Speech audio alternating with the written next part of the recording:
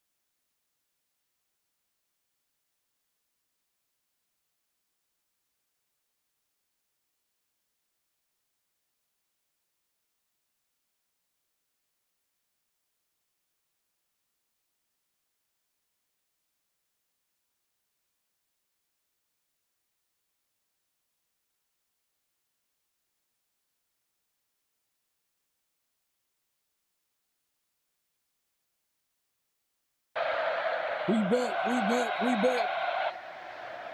Man, y'all already know what time it is. Oh, you didn't know? 50-50. Welcome to the 50-50 Show with PharoahNFL and the Severe Raider, the realest show for Raider Nation. The perpetuation of the greatness of the Raiders to take a professional football team and give it a distinct characteristic that's different from all others. Make sure to clock in, like, comment, subscribe, and hit that notification bell. Man, y'all already know what time it is, man. It's the 50-50 Show, obviously with myself, man, PharoahNFL, my guy, the Severe Raider, just like y'all heard it. We back at it again. Return to Severe, man, back at it with the 50-50 Show. But yeah, we got a few things to talk about, man. And the Raiders always keep it interesting. I mean, there's always something going on in the news. We'll get into some of that. Make sure to clock in, as we like to say it on this channel, man, on these channels. Make sure to clock in, hit that like button, hit the subscribe, and hit that notification bell. Salute to everybody pulling up. I see you, Raider Way. Hey, man, this is your entrance song, man. Hell no. To the no. My guy, Raider Way in the building, man. Appreciate you pulling up. TK in the building, man. Appreciate you, my guy. What's good? Emmanuel in the building, man. Appreciate you coming through. Man, we got a few things to talk about. Obviously, mandatory mini camp wrapped up late last week. Obviously, man, Alden Smith passed away over the weekend. That's crazy. Prayers to his family. And then we got we're gonna get into some of the notable quotables and the flags on the play and all that good stuff. So make sure to tune in. Severe, man. Hey, you just what a random thought when I was listening to the intro. When are they gonna drop that John Madden movie? I don't know, bro. Honestly, that movie was looking diabolical, bro. I've been saying that. I've been saying that movie is looking diabolical, bro. You think I don't know. You think it might be a situation where they probably were looking at how social media and the people like reacted to it, where they're like, should we still move on with this movie? No, I'm just playing. I think some people liked it though. They liked what they seen. I think some people liked it. It's like I don't know if it was gonna be a movie that was like if it was gonna hit theaters regardless, or it was gonna be like one of those like for streaming type movies anyway. So because Al Davis is a great figure, but I can't see there being like a whole lot of interest in like casual people like, let's go see Al Davis movie. like Yeah. So it's one of those situations where it's likely gonna be on streaming regardless. So they're probably taking their time with it. Yeah, I'm trying to look this up here, and it looks like there might be a movie. Oh, expected post-production is expected November 26th, 2026. So does that mean that it's gonna drop? Right, like early. No, or are they gonna? Yeah, it sounds like they're still working on it this year. Yeah. So probably sometime 2027, like first quarter, late first quarter, early second quarter, 2020. Man, hey, the one thing about Nicolas Cage, man, he continues to work, man. Yeah, man. Yeah.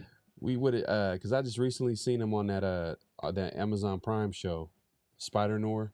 Oh, Spider Noir, yeah. Spider Noir, and then now he's gonna be he's obviously doing plenty of other projects, but including like he's gonna play John Madden.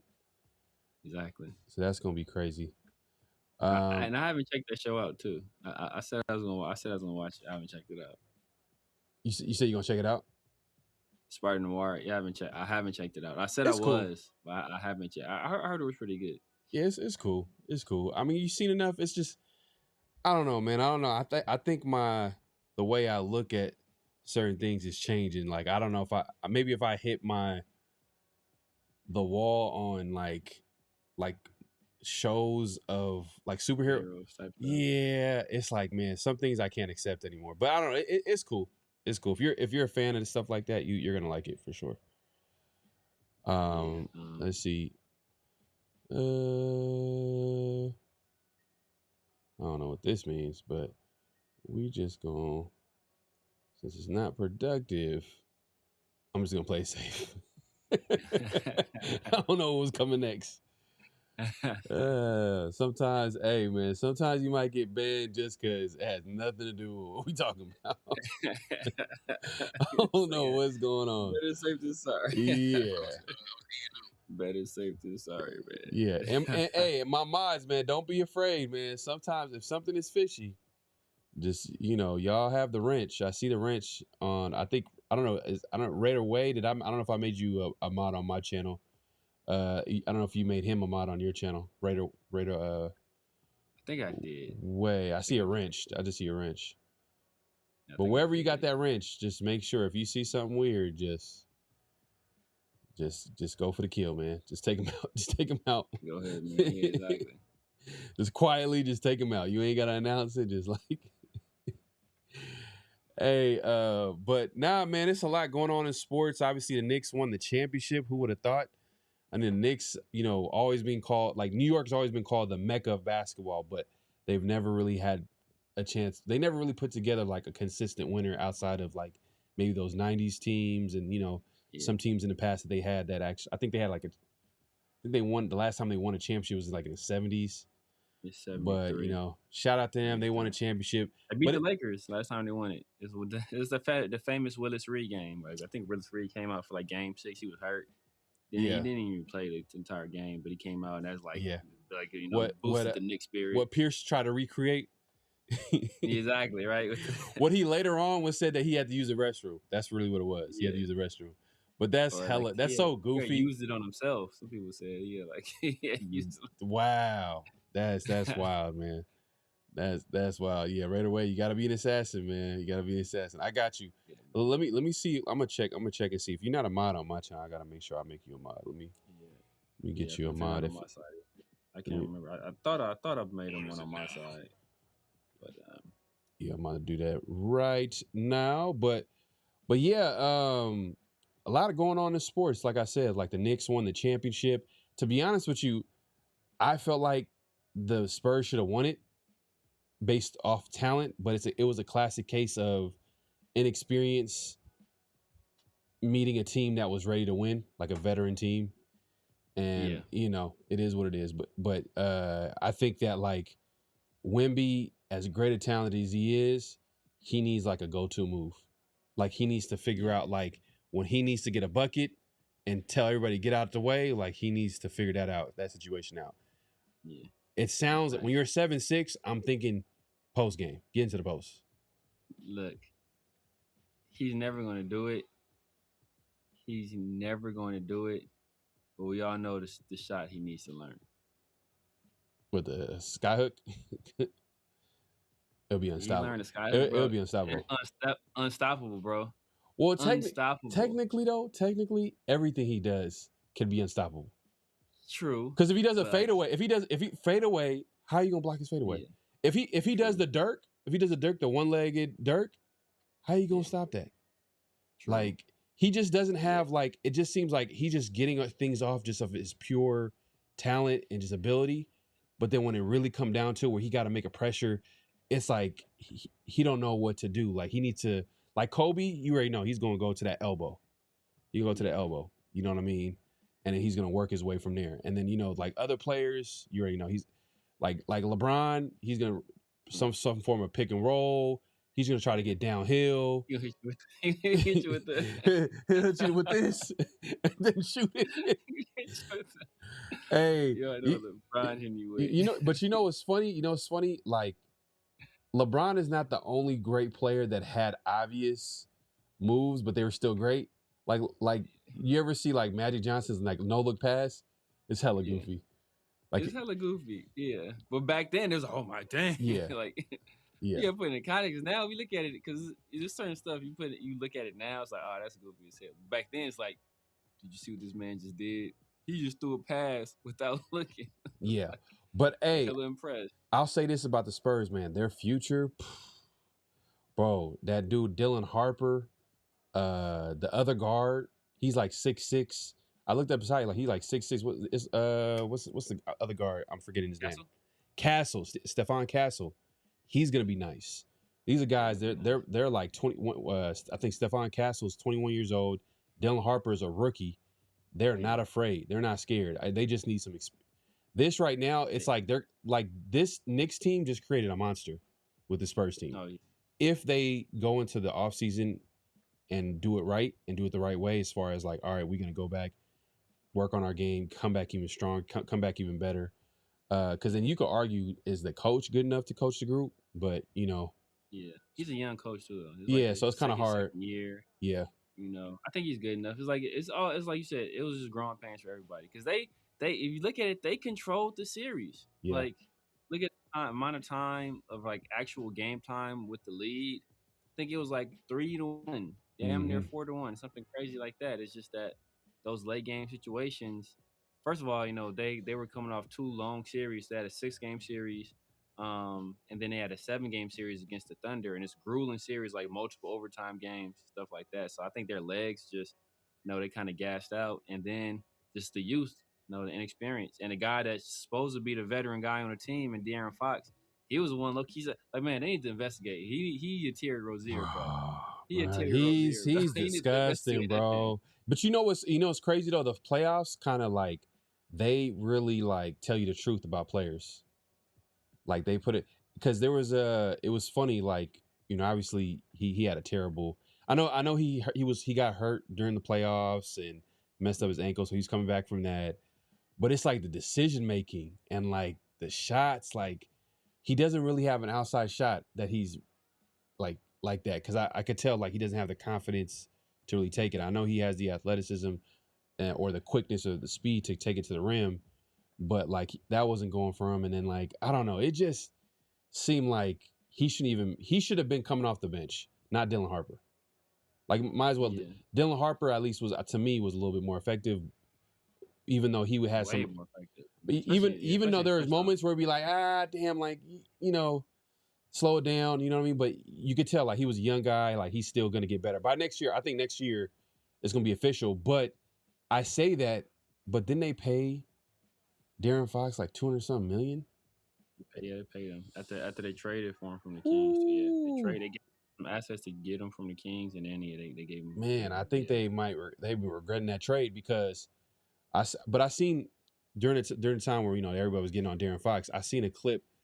I guess the reason why Mike Brown got fired from the Kings was because of Darren Fox. Because he was criticizing Darren Fox and his decision making. Late game decision making. Yeah, and look what he's doing in the biggest moment, his late game decision making. Like, why are you trying to go up where you literally got to stop? It's less than 10 seconds to go.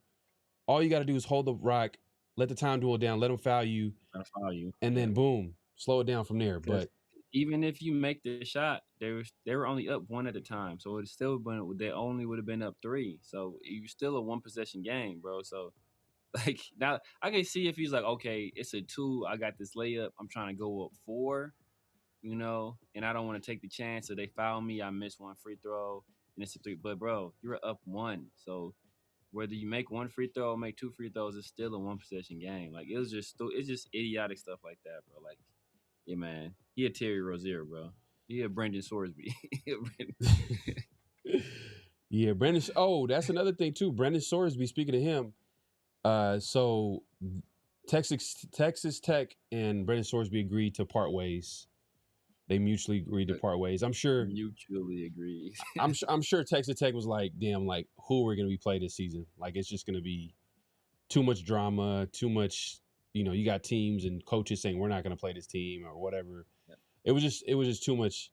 And I'm sure that and like, they probably went to Sorsby was like, hey, look, like this is just not going to work out. And now Sorsby's headed for the supplemental draft, which they haven't had since 2019. The highest pick in recent memory that a player has been picked in the supplemental drafts has been in the second round. Think of guys like Josh Gordon, and I think another. Gordon thing was I thought Josh Gordon was the first rounder. He was a second rounder. Like there's been a first round guy though. I forgot who. No. It was a first round guy, but it's like some old school cat. Yeah, some old school cat. It was a quarterback actually that got drafted in the first round. So maybe Brendan Story might stick in the first round, but I'm thinking like with all his off field stuff and the uncertainty of like how the NFL is gonna like penalize him because the NFL is gonna. Was Bernie Kosar supplemental draft? He might actually. Yep. You know what? I think you might be right about that. Let me see. It was like some players on there that I let me see. I looked into it. It's some people I didn't expect that was on there. I'm like, man, this dude was supplemental draft. Players drafted in the supplemental draft. Chris Carter was. I don't think he was first round though. I think Chris Carter might have been second or third rounder. I'm trying to think who else. Supplemental draft. I know Terrell Pryor was. He was a third rounder. He was Al Davis. Everybody says Dave Wilson. Dave Wilson. He was first round pick. Dave Wilson was a first round pick in the supplemental draft. Bernie Kosar was a first round pick in the supplemental draft in 1985. Dave Wilson was in 1981. Let's see if there's another guy. Oh, Brian Bosworth, linebacker, was a first round pick. Oh, that's who it was. He was Bosworth. That was a long time. That's the early 80s too, though. Yeah. Oh, damn. You know what? It's a few players that was in the first round. Steve Walsh, QB, was a first round pick in the supplemental draft. Let me see. Rob Moore. Is that Detroit? 1990. And then that's Herman Moore. He went to the Jets. The Jets picked him up with a first round pick. Okay, yeah. Dave Brown. Dave Brown was the last first round pick. That's what I was trying to say. The last first round pick, or a last player to be selected in the supplemental draft with using a first round pick was Dave Brown, by the Giants. He was a QB out of Duke. And then everybody since then, it's no higher than the second round pick. You got guys like Jamal Williams, nose tackle. You got guys like obviously Carter. Josh Gordon in the second round. Chris Carter, wide receiver. I think Ohio State. Ohio State. Yeah, Chris Carter, he got drafted in the supplemental draft in 1987 with a 4th round pick. Okay. 4th round pick. Okay, it's 4th rounder. So you know what? Let me try to. That's crazy. Let me help out there. I didn't know Bosworth was a supplemental draft guy. That's interesting. He had stupid hype coming out of college. Yeah. All right. So let's see. Let's see if y'all can see this. Y'all see this? Yep. All right. Cool. So this is what I'm seeing here. So just to give people like context, I'm looking at a list of players that are drafted in the supplemental draft over the years. And since Brendan Sorsby is entering, is it a possibility that he gets drafted in the first round? I don't think so. I don't think they take that risk. But second round, I could see it in the second round just based off his talent. But it could be a situation where maybe he could also be a 3rd round pick. I mean, Terrell Pryor was a guy that was drafted in the 3rd round. He was a talented guy coming out. As much as his quarter, he didn't really, have success at quarterback in the league. Mm-hmm. He did play for Ohio State at quarterback, and he was like super athletic. But yeah, you guys could see some of the guys that were drafted over the years. Trying to look at some of the guys here. Look, Jamal Williams, Ahmad Brooks. He was drafted in the 3rd. Oh, Ahmad Brooks, he played for the 49ers. Yep. Pretty good player. So they see Terrell Pryor. Yeah. Oakland Raiders. That's Al Davis' last Raider pick right there. I think that was the same year that he passed away. Then you got Josh Gordon the following year in the 2nd round. And then you got Isaiah Battle off his tackle. And then I see how like since then it's kind of been 2018, 2019. Jalen Thompson, safety. Let's see. Yeah, play for the Cardinals. So yeah, so that's pretty much what it looks like. I mean, looking at that, do you think that that like Sorsby is a 1st round pick? No. Even second is that's kind of rich for me too. I would assume 3rd. He was settling nicely in the 3rd till like a day 2 pick situation. At least if you're a team, you keep your 1st and your second round pick in that situation. So, I could see a few teams looking at him in the 3rd round. I don't know if anybody's desperate enough to go 2nd or 1st, especially in this quarterback class coming up, where there's like so many guys. So I think teams they won't be quite as aggressive. If it was like probably like this last offseason, ironically, he probably would have been a high pick had he come out this last draft. So that's unfortunate for him. But I think it was like going into this last offseason, looking at this quarterback class, especially after Dante Moore said he wasn't coming back, I think teams would have been way more aggressive. He would have probably for sure been a 2nd round because it was like it's Fernando Mendoza, Ty Simpson, and nobody else really. So I think he would probably been a 2nd rounder had this stuff happen this last offseason. But going into this offseason with such a deep quarterback class coming up and a lot of teams not really having like a true need, I think he'll go a little bit later. I don't know, man. The Browns could take a shot. The Jets could take a shot. These are teams that where they could be like, hey, let's take a shot, see what we got, see if we have something here, and if he's a guy that we feel like we could build around, then they could focus on making their teams into like super teams with guys like the wide receiver from Ohio State and like some of these guys that's coming out like from Collins Johnson and the Stewart from South Carolina, pass rushers. Like there's so many talented players coming out, right? So Yeah. But it's one thing that the Jets and the Browns both have in common. They both have multiple first round picks. So I think they can kind of not have to be as aggressive. Or there could be a situation where they say, you know what, we got multiple first round picks. My second round pick, I'm good with. I'm good with giving up a second rounder for him because I got 2 first rounders. Yeah. So, you know, they can have that calculus either way. I guess it kind of depends on what they think they'll do this season and what they feel about the upcoming quarterback class and whether they feel they have like the organizational structure to absorb a guy like Sorsby and like, you know, how they feel about him off the field. Hey, I wouldn't be mad at Spytek if you put like a 6th round, 5th round bid on Sorsby. I do like a 5th. I do a 5th, bro. I would do it instantly. Like, hey, look, have him sit behind you know, have him, whatever he's going through, let him work it out, develop that quarterback room. Hey, look, you know, right now. You can't bring a dude like that to Vegas, right? I know. That's like giving an alcoholic a job at the liquor store. You can't. All right, you are right. Be like, hey, make sure to close up when you're done. Exactly, right? He gonna be there in the morning. He's never gonna leave. He'll be over there passed out.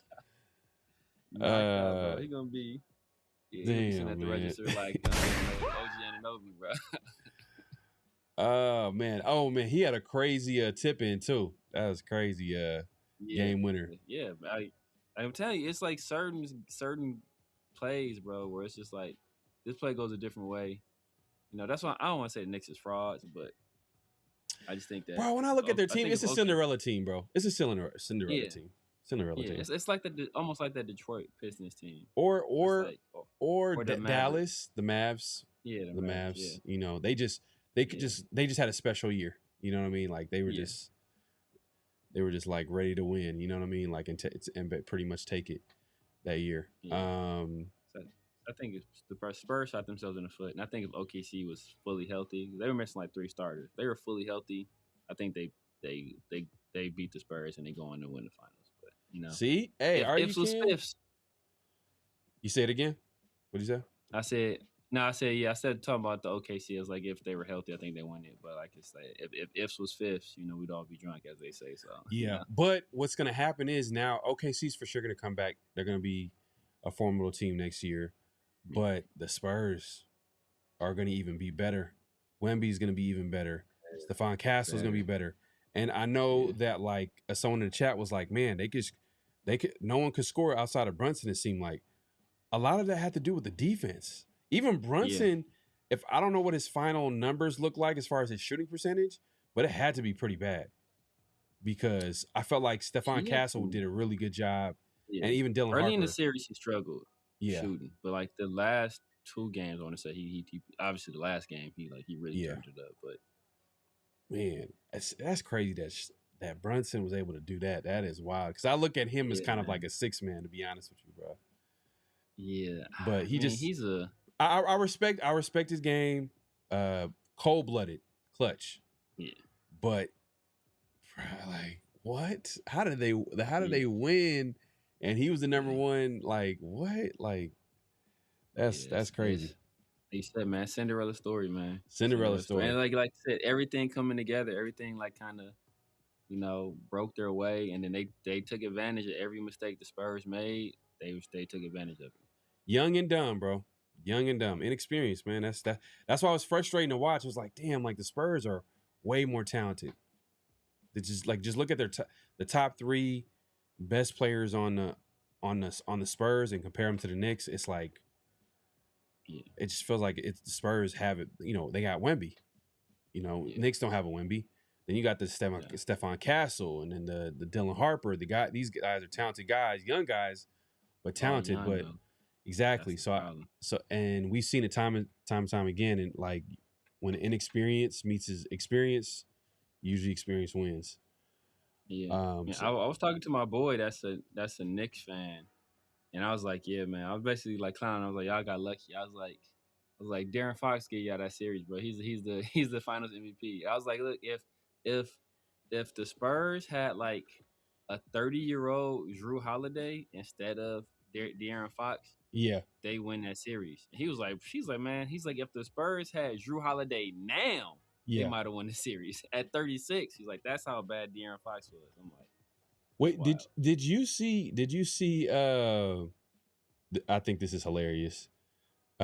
Knicks fans are making Knicks jerseys with De'Aaron Fox's name on it. No. Hold on, let me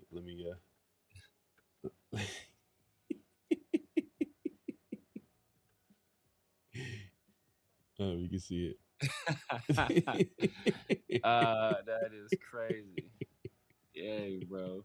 That's wild. Did you see that? Oh, and another thing too, Knicks fans, I get it. You know, it's cool to be passionate. I mean, I know it, obviously being a Raider fan and all that, but damn, they were wilding out, man. Like they were going crazy. They were basically attacking anybody wearing a non-Knicks jersey, basically. Yeah. Hey man, did you see boy? That's a Philly fan. That's what I was gonna see. So I don't know if anybody's seen it, but there was a Philly fan that was basically, he went to the New York Knicks game. He said this on his social media. I went to the New York Knicks game just so I can fight New York Knicks fans with a Spurs Rodman jersey on.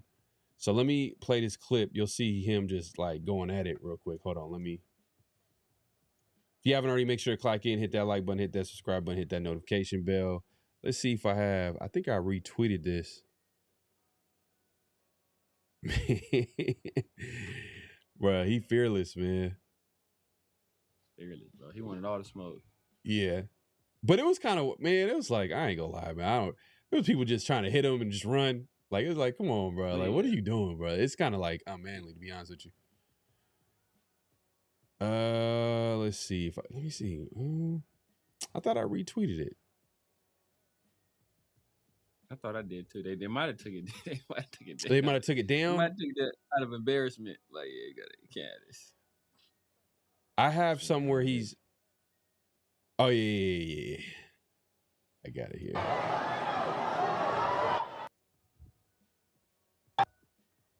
So let me see if y'all could tell me if y'all could see it.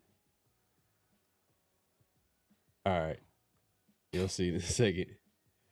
He's going in. He's a bulldozer. Everybody bro. Just they not want no smoke, bro. Bro, they not want no smoke. That's what's crazy. What is going on? Like, look. They trying to hit and run. Bro, imagine this, bro. You're a Spurs fan and you're surrounded by all those Knicks fans. Like,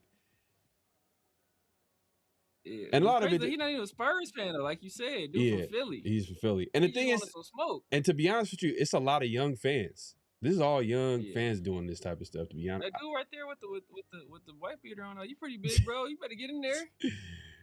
Oh man, yeah, it was wild. It was wild, man. But when I found out that he was actually a Philly fan, that was crazy. Yeah, that was crazy. That was crazy, man. That's a crazy story. But he held it down for sure. He held it down, man. Shout out to him. Sure. Shout out to him. It went up, man. It went up, man. I mean, New York was crazy. It was crazy, man, because like it's funny. After they lost, game 3? Like you see Knicks fans outside, they're like burning sage and stuff. Yeah. Like they did everything. And look, they didn't lose another game after that. It was crazy. So, yeah. Nah, facts. It was good. It was good for New York.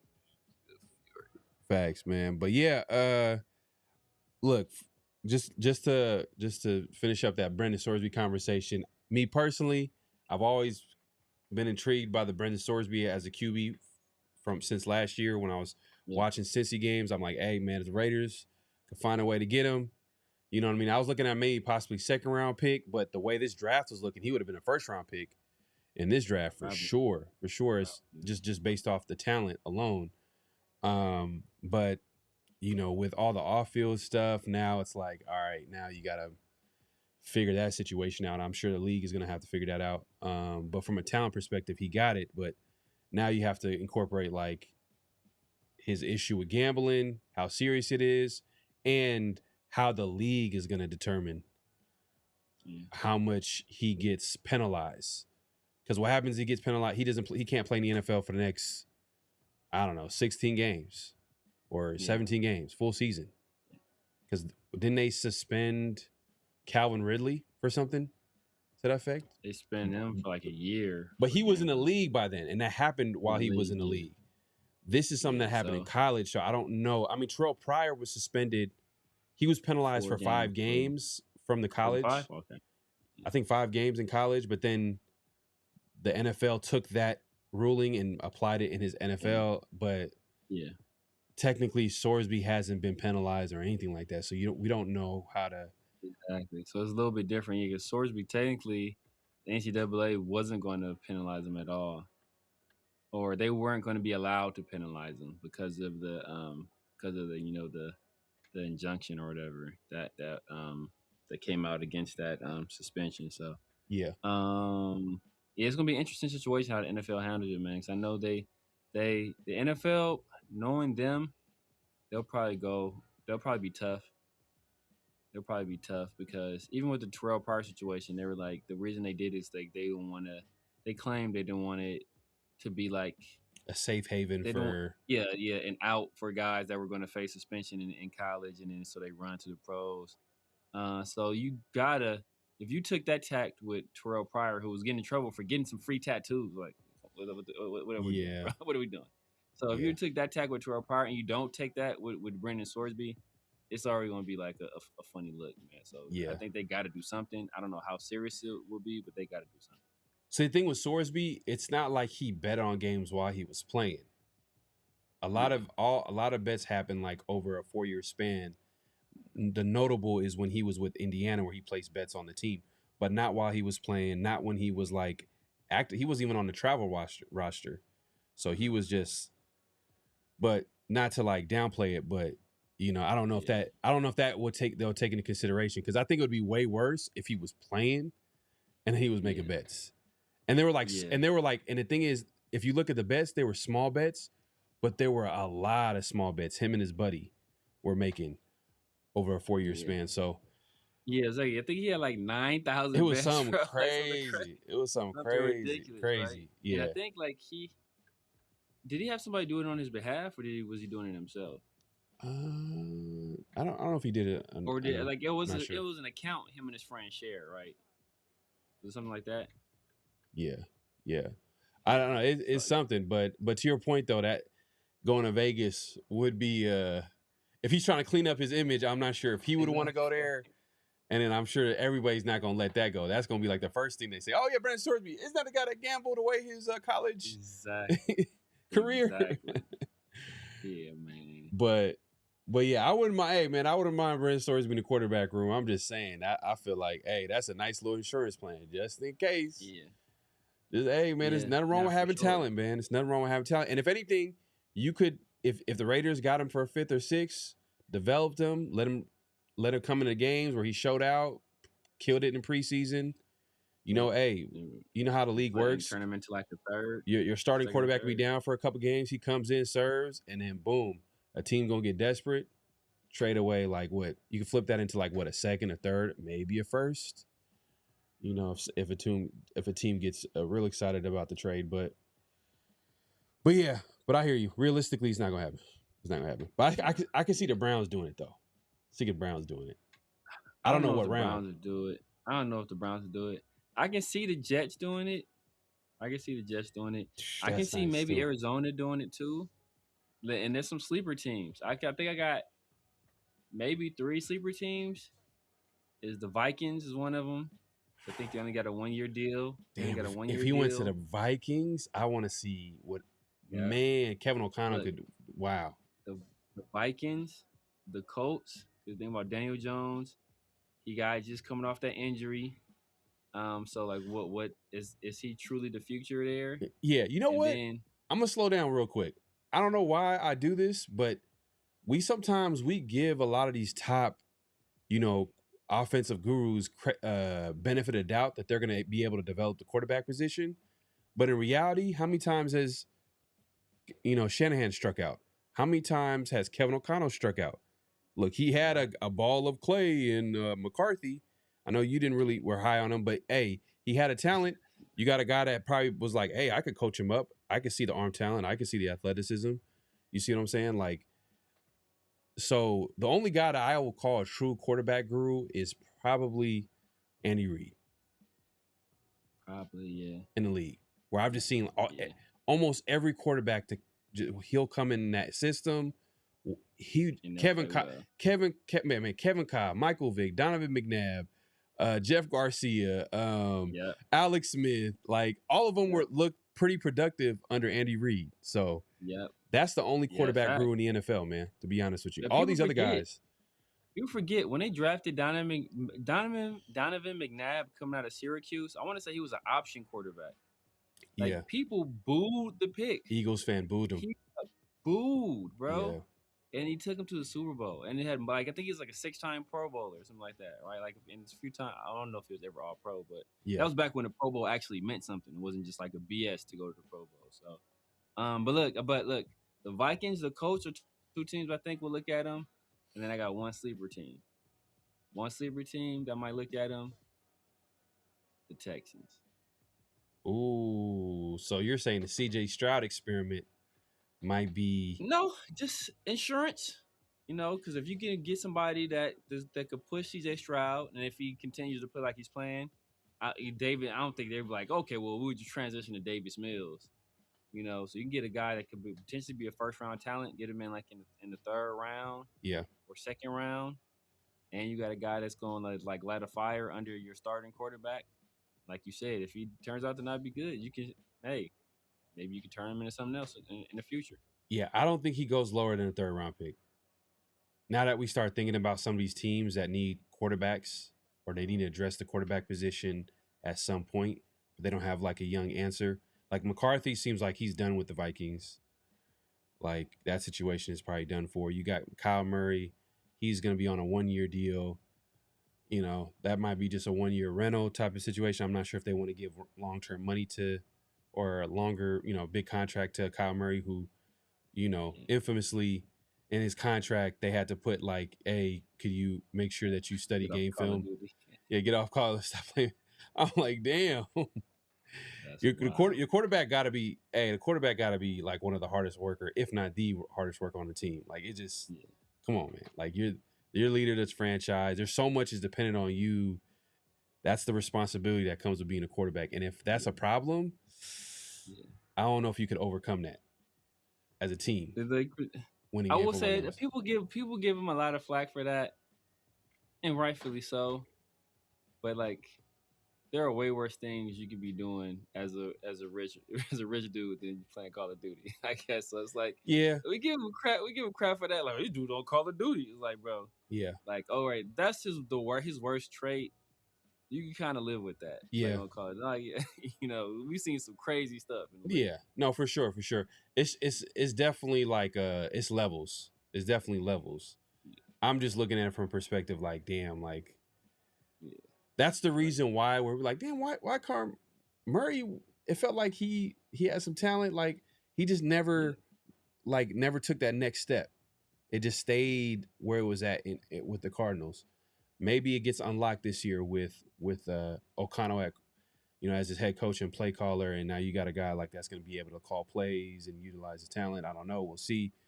But those are some good options. I think the obvious ones, obviously you mentioned earlier, were like the Jets, the Browns. I know the Browns got a whole bunch of QBs, but like you can have a whole bunch of QBs, but which guy do they really believe in long term? They still don't know, so they still trying to figure that out. So the Browns, the Jets, and then you said the Cardinals. Yeah, that's an option. I think the Cardinals. I think we all know what the Cardinals are doing. We all know what the Cardinals are doing. Yeah. Cardinals. The Colts would be interesting. You said the Colts? The Colts, yeah. Because I mean, is Daniel Jones really the future there? Coming back from an Achilles injury. Obviously Anthony Richardson experiment. That's basically over. Yeah. And Colts are they're an aggressive team.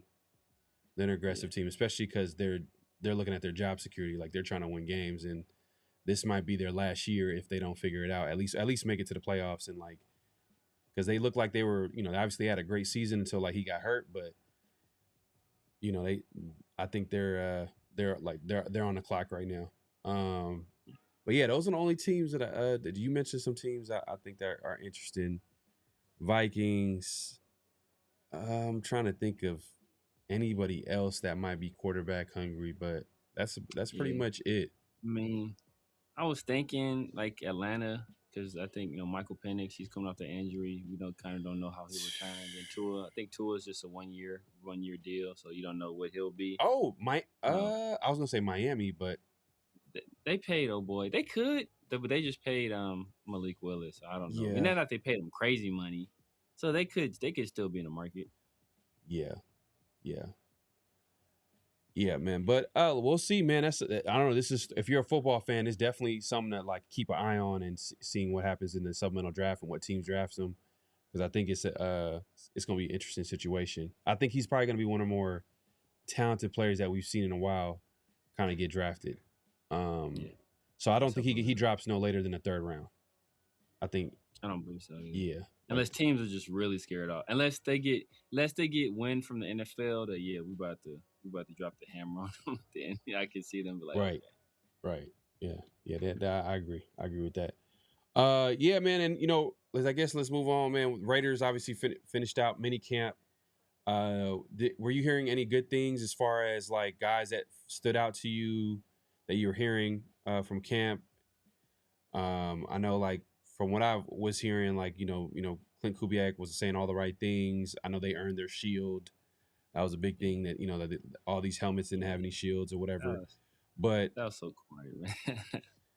Hey, look. I get it. But it's just one of those things where it's like one of those things like, if they don't earn the shield, then what? You can be like, all right, y'all not getting y'all shields. Like, that low-key reflects poorly on you as a coach. Yeah. If they ain't earned it. Yeah. No, so it's like one situation where there's like, they're always going to earn it.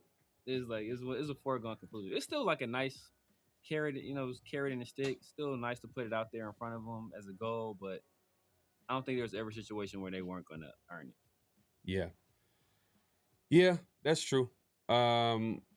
I like that I was hearing that, some of these guys, hold on, give me just a second. If you haven't already, make sure to click in, hit that like button, hit that subscribe, hit that notification bell.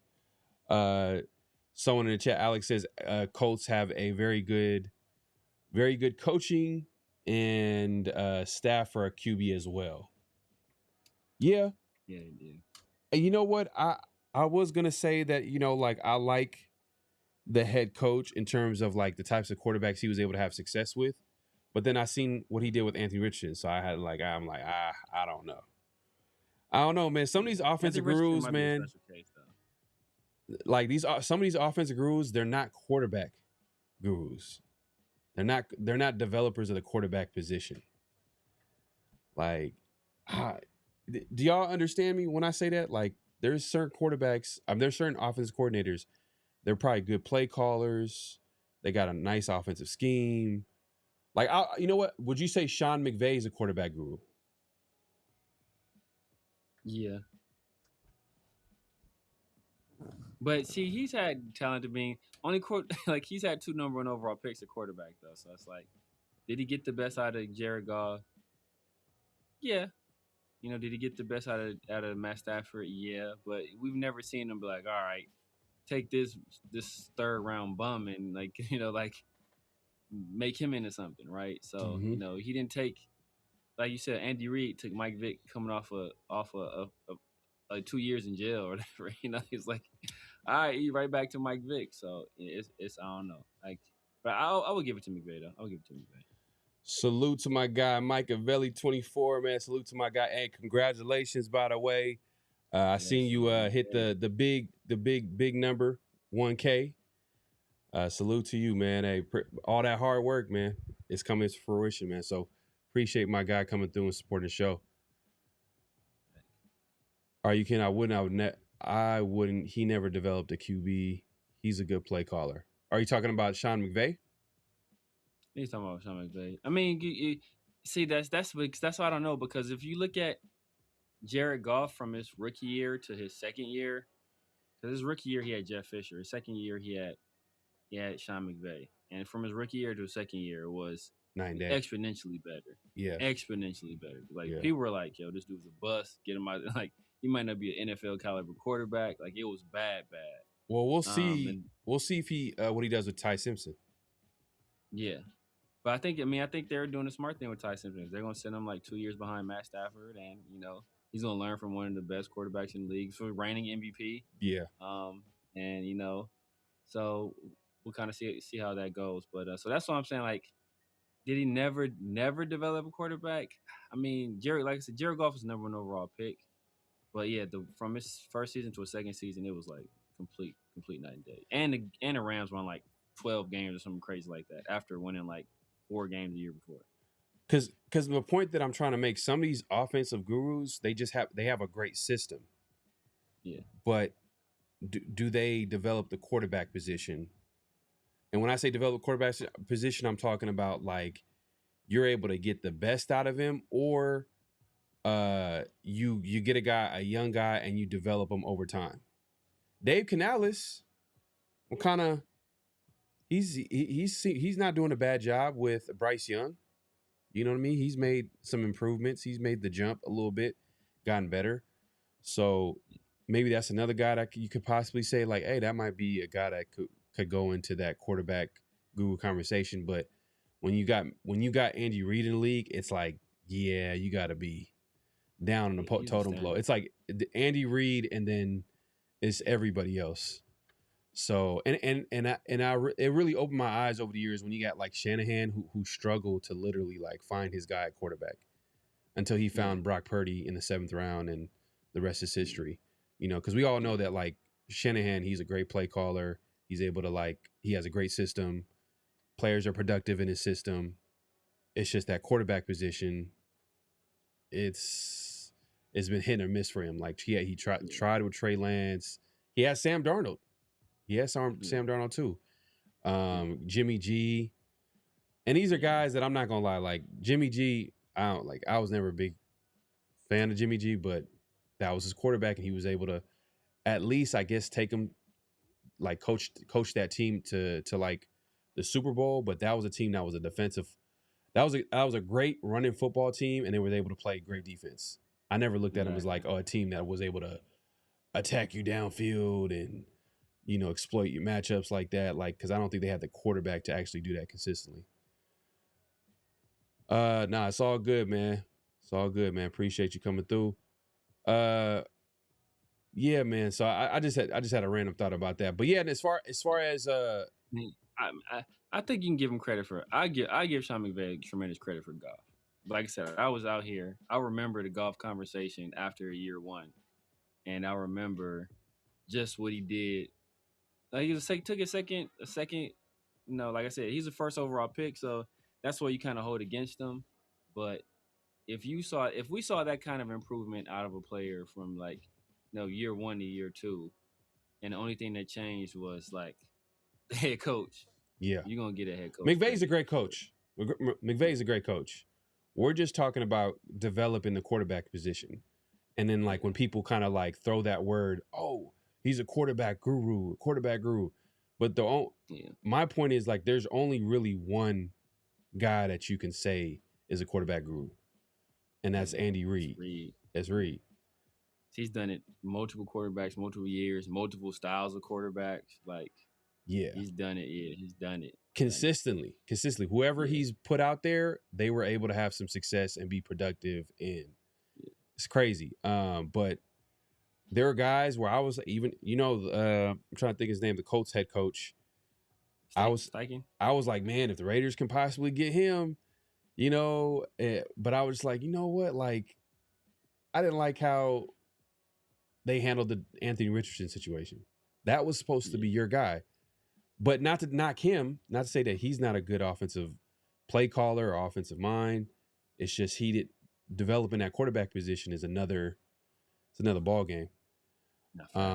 But going back to the Raiders mandatory mini camp, heard some good things about a few players that stood out. Wide receiver from Oregon kind of flashed a little bit, but Mike Dixon. it is the shorts Olympics in minicamp, so it's like Clint Kubiak said the other day, like we really won't know until the pads come on. To be honest with you, Yeah, you know. Right. So, but Malik Benson kind of stood out a little bit. You said Mike Dixon. Yeah. That's hella funny. That was hella random. He's been turning some head. Hezekiah Masters as well. I think Trey Stokes. I mean, that's how the conversation started. That's the TK. The conversation started because you named the Vikings as a landing spot for Sorsby, but then when I was thinking about it, I was like, man, like O'Connell, I guess Sam Darnold, he caught Sam Darnold, a veteran quarterback, where, you know, at the right time, and obviously, you know, Kevin Conlon, not take away of him as an offensive coordinator, offensive-minded coach, but I'm just looking at the J.J. McCarthy situation. I'm like, oh, man, that's a little strike on your resume. Same thing with Shanahan. Exactly. Same thing with Mike, with Kyle Shanahan. I'm like, that's a strike. Yeah, that's why I'm looking at that too. Because think about Sam Darnold, and that's why it's like Sam Darnold basically played multiple years in the same system or a very similar system, coming from Kyle Shanahan, then going to Kevin O'Connell, then going to Kubiak. Like all those guys, like very similar stylistically. So like how much of that was like, how much did Kevin O'Connell and Clint Kubiak, to be honest with you, benefit off, you know, Sam Darnold being able to sit and learn in that Kyle Shanahan system and then just transfer those skills over there and be comfortable, you know, like having command of that system. So, I mean, you really can't give credit to. I mean, maybe that's a kind of a little bit of a nod in or a feather in Kyle Shanahan's cap. But then, you know, Sam Darnold, he's a veteran quarterback too. So it's like, you know, I don't know. It's just one of those situations. Oh, you know what? That's funny too, because now you kind of seen the road to success to Sam Darnold's career, because what he did was he went from the 49ers playing a very similar system what O'Connell was playing with the Vikings, and then he goes there to Seattle, you know, another similar system, and, you know, the rest is history. Obviously, you know, he put it together. He figured it out later in his career, and that's what we're seeing a lot with these quarterbacks is like the guys that everybody threw, you know, kind of were like, you know, they're done, they're a bust, whatever the case may be. They kept at it, they kept going, and eventually they found a landing spot. Even Geno Smith, you know, had like a little 2-year stretch. Well, I mean, more than that, like in terms of like getting the opportunity to start. So, you know, if you factor in like Seattle, for all those years of being a backup after the Jets, then he gets to Seattle, gets his opportunity to starts for the next 2 seasons. You can say he had like semi-success, gets to the Raiders, didn't go too well, but he's going to be the projected starter for the Jets next year. But for how long? That's a question. I don't see nobody starting over him. I think through the Jets. I don't remember who else they have on their roster. Salute. My guy DK in the building, man. Appreciate you coming through. But yeah, man, going back to the mini camp, trying to think of some of the guys that like kind of that we heard that stood out. Obviously, Caleb Rogers was a guy that like we heard a lot of good things. I mean, Vinny's kind of been pushing him lately. Vinny been talking about Caleb Rogers. This it makes you think like, is he going to be the starter at right guard? Because so far it's been JPJ for the most part starting at right guard, but for like a series or I don't know, for a day, for whatever reason, JPJ was on the sideline, and you know that you got to question that a little bit with JPJ is his health. Exactly. That's one thing that a lot of Raider fans don't want to, you know, acknowledge is like JPJ has also been hurt every year that he's been in the league. So that's going to be something to look at is that competition now is between Rodgers and JPJ at right guard. So that's going to be something to look at. And I think Caleb has kind of stood out a little bit. I'm surprised. Well, I'm not. I'm hoping. I'm praying. I'm hoping for Charles Grant. Can we get Charles Grant into the mix, man? Can we get Charles Grant at right tackle? Just saying, man. Let's get him in. And I know Juan was here. We had Juan Soto a few weeks back, and he made a point to say, like, I don't care who's at right tackle, whoever. It's whoever is the best player, whoever can play well, I'm good with that. Which, to a certain extent, I think we can all agree to that. But I just feel like, man, if Charles Grant can just get on the field with his talent, just to see, because we kind of know what we have in Glaze to a certain extent. It's just like, let's see what we got in Grant, because now you have and if he starts, if he's good enough to start, let him start at right tackle. Then you have a full season to evaluate him, and now you go into next year's draft knowing exactly what you need on your offensive line, or we all know what we probably need a receiver or two, but I'm just saying, but possibly a right tackle too, right tackle. Yeah, no facts. Like you said, man, competition.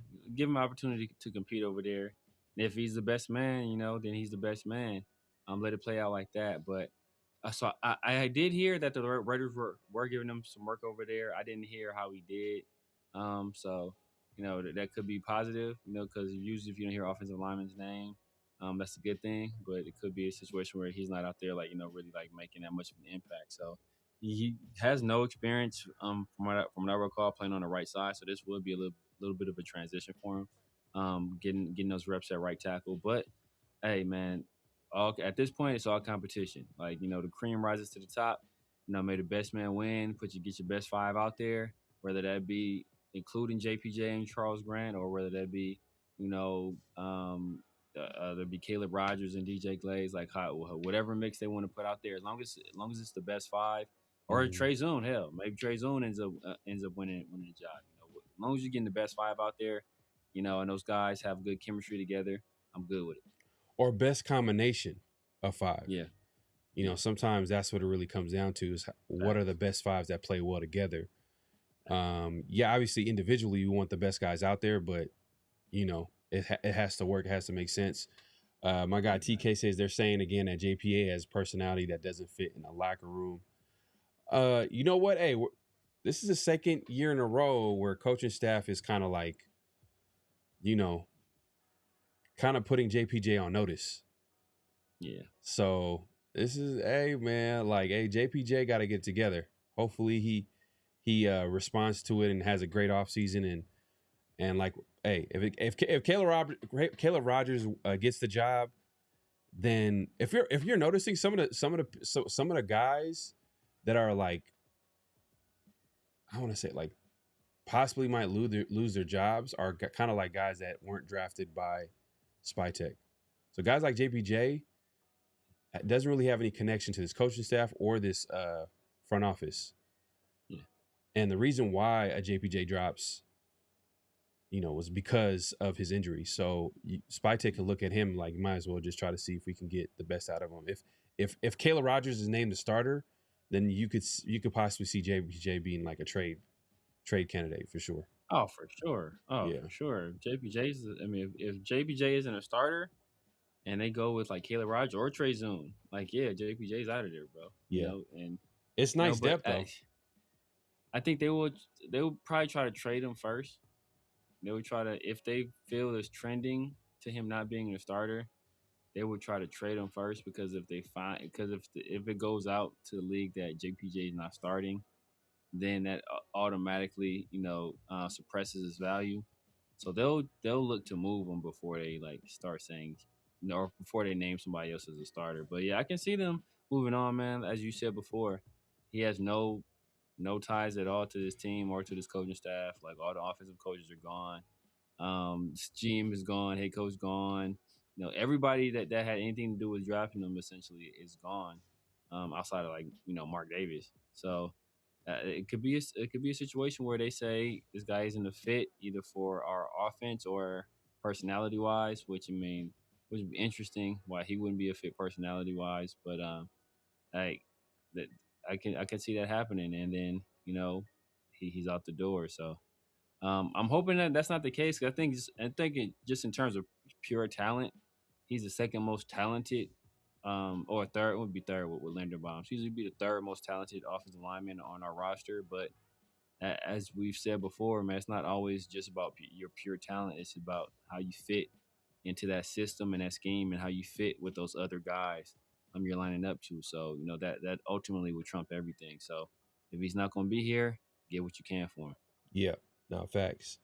Another guy that is stepping up a little bit, making some plays. A young guy, a guy that was drafted in the 5th round, a guy that you like, that you're high on. Hezekiah Massis at corner was taking reps away from Darian Porter, starting outside corner, which is kind of interesting there. I mean, I don't know how they feel about Porter or how Rob Leonard feels about Porter.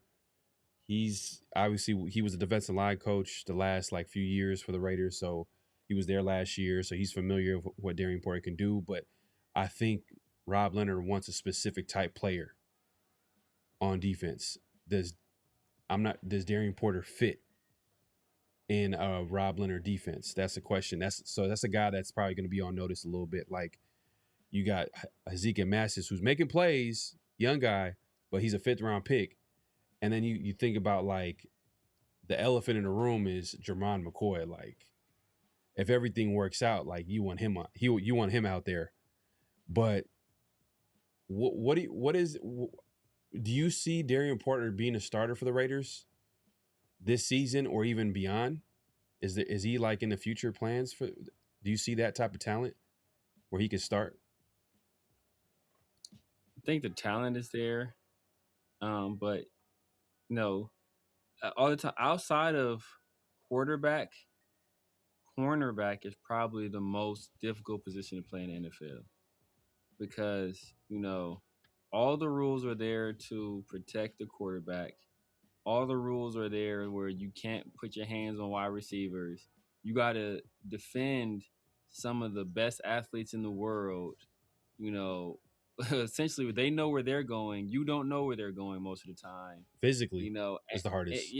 And you can't, you really can't get too physical with them for the most part. So, and then you got to ignore all your instincts because if the ball goes in the air, your first instinct is to push the person and jump and catch it. Like, that's the usual first instinct, right? So you have to deny all of those instincts, not touch the guy, and then make a play on the ball. You have to do all of this stuff, all of it in a split second. Like, it's difficult.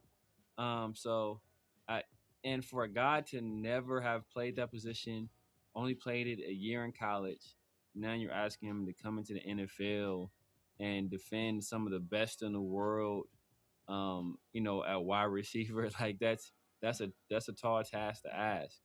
And just tackling, right? Just having the mentality on defense to, like, go up and make a hit, or keep containing the run game and go make a play on the running back. Like, all that's like if you're an offensive guy, that's not something you're asked to do regularly, right? You're not asked to get your nose dirty and go out there and make tackles. But at cornerback, that's something you have to do, with this defense quite frequently. So it's like it's tough. It was always going to be, I want to say, always uphill battle. But then you think about it, that we're changing systems on them too. So that's another thing where he was drafted to be a player in a specific kind of system, and now we're no longer playing that system. And then you got a guy like a Hezekiah Massis, who is, like a long corner as well, who's, a willing and able tackler, who also, I think he led all of FBS last year in pass breakups. So he's a guy that gets his hands on the football, and he's comfortable playing the position, and he's tall too. The only advantage Darian Porter really has is that he's fast, way faster. But like, you don't know what you're doing. Like, how does that help you? But even Darian Porter, when you say like his skill set is more like kind of like a press man type of corner, right? Like where you could play man to man. It's like Darian Porter's more like a cover three, like a. But I can see him play that man to man, like a press bail. Yeah. Yeah, I can see him play that man to man scheme though. But I don't think the Raiders are playing that, because look at the type of players that they're drafting. Like Ezekiel Mass is not that type of player. He's more of like a guy that you want to play like more of in a zone scheme. Jermon McCoy probably has versatility to play whatever. You know what I mean? Yeah. But they what they want is they want corners with some ball skills. They're aggressive. Yeah. And I don't know if Darian Porter fits that. Have good instinct. Yeah. I don't know if he. So we'll see. That's something to keep an eye on right now. Ezekiel Mass, obviously he showed out well enough where he was taking away first team snaps away from Darian Porter. Obviously, the opposite starter is Eric Stokes. He's guaranteed, basically. I know that he got paid this offseason. Not crazy money, but like enough where they are saying like you're going to be the starter for the next year or two. But if McCoy, judging if we're going off what Clint Kubiak's saying, like we drafted him to play, so this is all part of the plan. I'm like, hey, say less. Say less, man. If that's the case, man, we'll see how it shakes out. I mean, the plan is for him to, play in a training camp. I think that's how they're going about it, like playing it by ear. Yeah.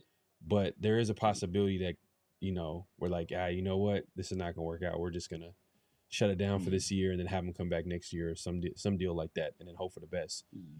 But I hope, man. If he could come out like he's from what we've heard. He's clear as day, like a starter. Oh yeah, Jeremiah McCoy. Yeah. Oh yeah, for sure.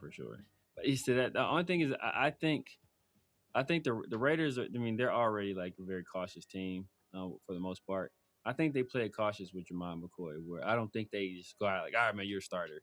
I think they play him in certain games, certain situations where, because you don't want to throw all of that on a guy that's coming off a year without playing any football. But you also don't want to be like, okay, you're going to be 2 years without playing football. So you want to strike like a balance where you're not throwing too much at him too early, but he's still playing football and getting. So I think they'll be cautious with him, but I do expect him to see him on the field, but I don't think he's going to be like a full-time starter. This whole entire season, or do you think he starts at some point? Maybe at some point.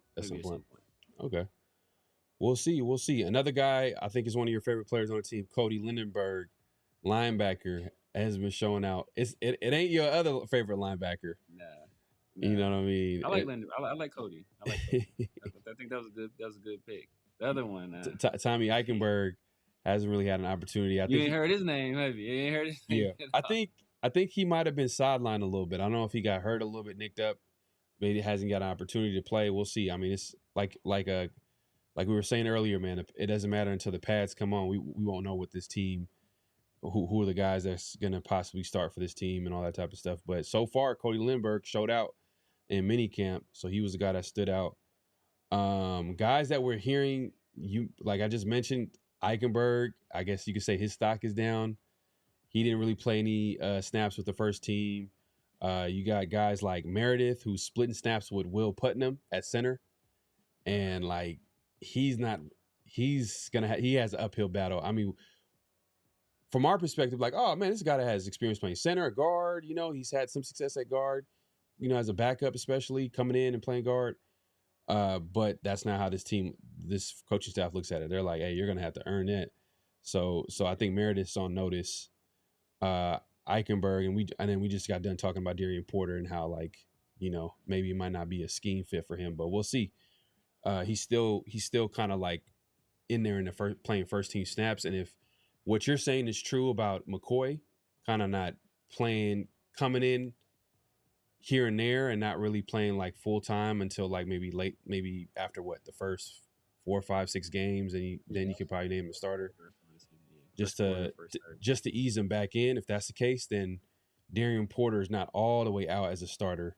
It's going to be between him and Ezekiel Massis. So we'll see how Massis responds with pads on and all that good stuff. So, but yeah, man, some good things. I mean, I don't think there was anybody that like stood out in terms of like in years past. There's always that guy that like, oh man, like you know what I'm talking about. Like guys like Denarius Moore, like man, he was making crazy catches, but maybe that might have been the beat reporters that are out there. They haven't been doing a good job. Yeah, they haven't been hyping it up like that. So it is what it is. TK says Fernando, Jeremiah McCoy, Kenny Crawford still not signed. You know what? I haven't heard anything about them signing. Yeah, I haven't heard anything. I thought Jeremiah wasn't signed. That's interesting. I didn't know about that. If Fernando ain't signed, bro, it's disgusting. You ain't signed, bro. Ain't signed, but he showed up. Fernando just showed up. He was there on all of OTAs and mandatory minicamp. So it's not like it's just a matter of just signing the contract. So we'll see. We'll see how that goes. If you haven't already, make sure to clock in, hit that like button, hit that subscribe, hit that notification bell. What are you about to say? Yeah, I heard Quay was like being one of the most impressive people out there. Like he being like balling, where he looks like he's just gonna be like instant impact player. Well, I like what he said, like in his pressure the other day too, where he was talking about like he feels right at home on what they're asking him to do because he feels like one of his best attributes is his versatility. So Yeah, that's what Packers fans told me, bro. The Packers fans I know is like, bro, we wasn't using Quay right, bro. Like just like, man, y'all got you. He told me straight up, like, man, y'all got y'all one. Like, if y'all use them right, I got y'all one. I'm like, okay, cool. yeah. So that's good to hear because now it's not that he's not gonna be just stuck at like inside linebacker. They're gonna move around. They're gonna have him an outside linebacker. I'm sure they're gonna blitz him and try to rush the passer. And he has the athleticism. That's like his best, probably one of his best attributes is how athletic he is. So I think Quay Walker is another guy that like is going to step up hopefully at linebacker. I think we're all excited about this. The reason why we feel like the Raiders are going to have one of the best, it's probably the most talented defense they've had in a while. One guy I didn't mention this too. Nakobe Dean didn't show up. So Nakobe Dean is probably hurt. And they don't want to say too much right now, but he's probably hurt. I don't know how serious it is, but it's enough where he hasn't shown up since I think the beginning of OTAs. And then after that, I don't think we've heard from him. He did show up to media day. Coaches have kind of been like, oh no, they brushing under the rug. But like I said, they're not going to say too much. They're going to probably play it cool. We'll see what happens at training camp. They're probably going to be like you said, they're pretty conservative. They probably wait until like training camp until we get Dean out there. But that's another guy too. It's another guy, man. That's a big piece of that defense as well. I'm curious to see. I know we didn't talk about this, but we won't know until like training camp is like that defensive tackle room. Yeah. Like who's gonna stand out? We know the Adam Butlers of the world that's probably gonna be in there in that rotation, but who's gonna be the guy? Who's gonna be that nose tackle? Who are gonna be the guys that are gonna be in there for first, second, third? What are the roles? You know what I mean? Guys like JJ Pegues, Hemingway. What roles are they gonna play? Are they gonna be moving them around? Are they gonna be playing them? Like it's gonna be interesting to see how they use some of the guys that they have in that room. I mean, is there anybody that you feel like could possibly play that nose tackle role? I think you said Adam Butler, right? Adam Butler's going to be the guy. Yeah. He's going to be the guy. Like you don't think JJ Pegues maybe might factor in that? I think JJ Pegues will factor into it. Because if you look at JJ Pegues and you look at Brandon Cleveland, and even Jerry Smith, all those guys are about the same. Like they're the same kind of build. They're like the 6'1", 6'2", 330-ish. Like the short, wide kind of defensive tackles. They both pretty. Or they're all pretty mobile. So I think like that's the kind of mold of the player that they're looking for at that position. So I can see either any of those guys factoring into it. Obviously, Pegues was drafted last year, so he's a guy that's coming in with the most experience. But I liked what I saw out of Brandon Cleveland, and I'm a UCLA fan. And if not for us, like some injuries to Jerry Smith, like he's a good player too. He's a good player, especially just like being tough to move, occupying blocks. Like that's something he's really good at. So. Even like you come and you blindside him, double team him, like he's tough to move off the spot. So I can see him being a guy that can factor in as well. So, and then obviously the elephant in the room, literally and figuratively, is Laki Tasi. This is a guy who was playing guard last year, moved back to defensive tackle this year. I think it's still too early for him to really contribute. But you look at a guy with that size and those traits, and you hear about him like staying extra time to watch film, and I think they said he's watching tape with Max Crosby.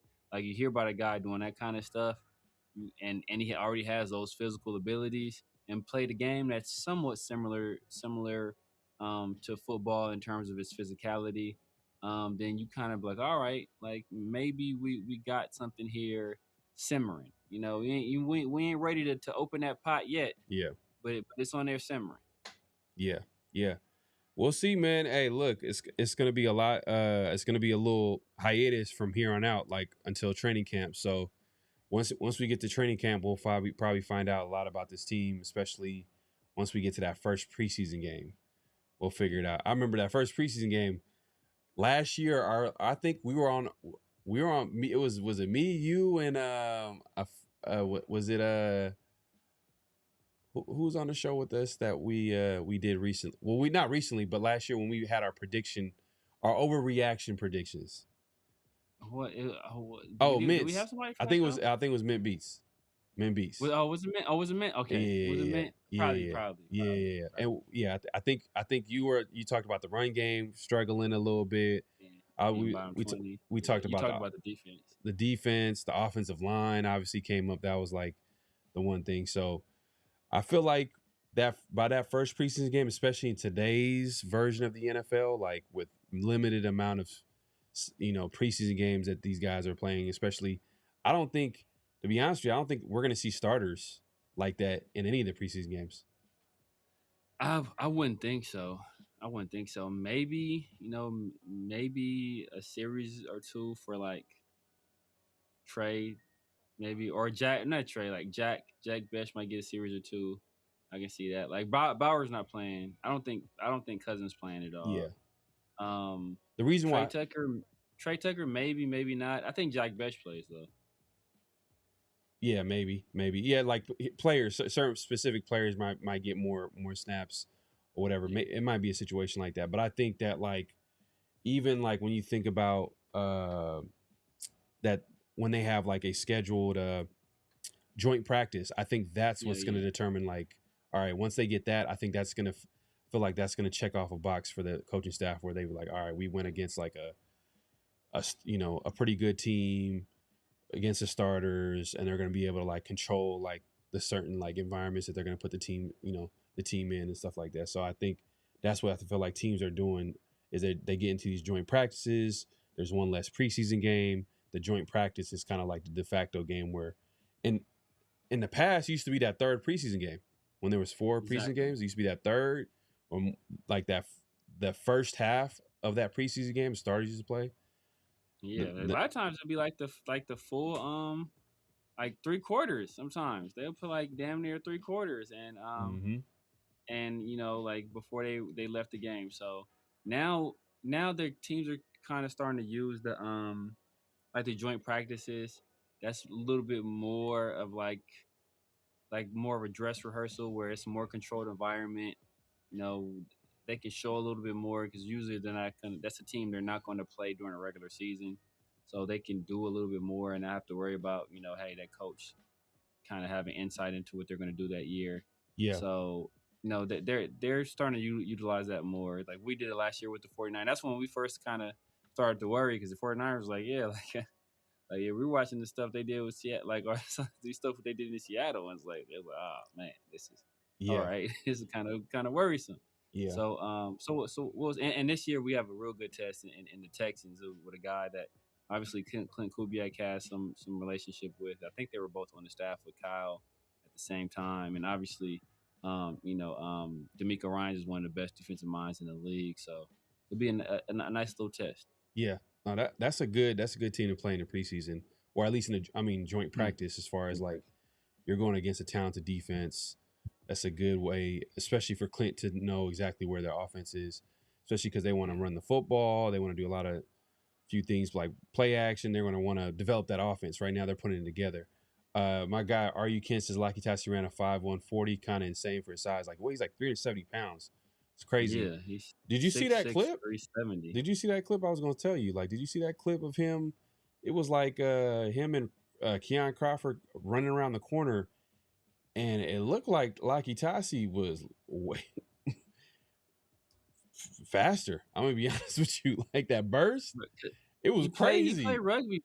I was like, bro, that's insane. You can move like that. You running just as fast, if not faster, than a guy that's like, what, 100 pounds lighter than you. Yeah, more than 100 pounds, like 120 at least. Yeah. What is Creon Crawford? Was he 250? He's 250? He probably like 250, yeah. That might be even giving him some weight. But yeah, probably around that same like 250-ish. So, yeah, I mean, that it's for a Texas. guy that size. The Texas. Yeah, Houston Texans, which is like that's like you said, that's a good test, and we Yeah. get to see Katie McDonald for the Oh yeah, Katie McDonald. But Kieran Crawford might have been taking mental reps, so maybe he wasn't running as fast. You got jokes, man.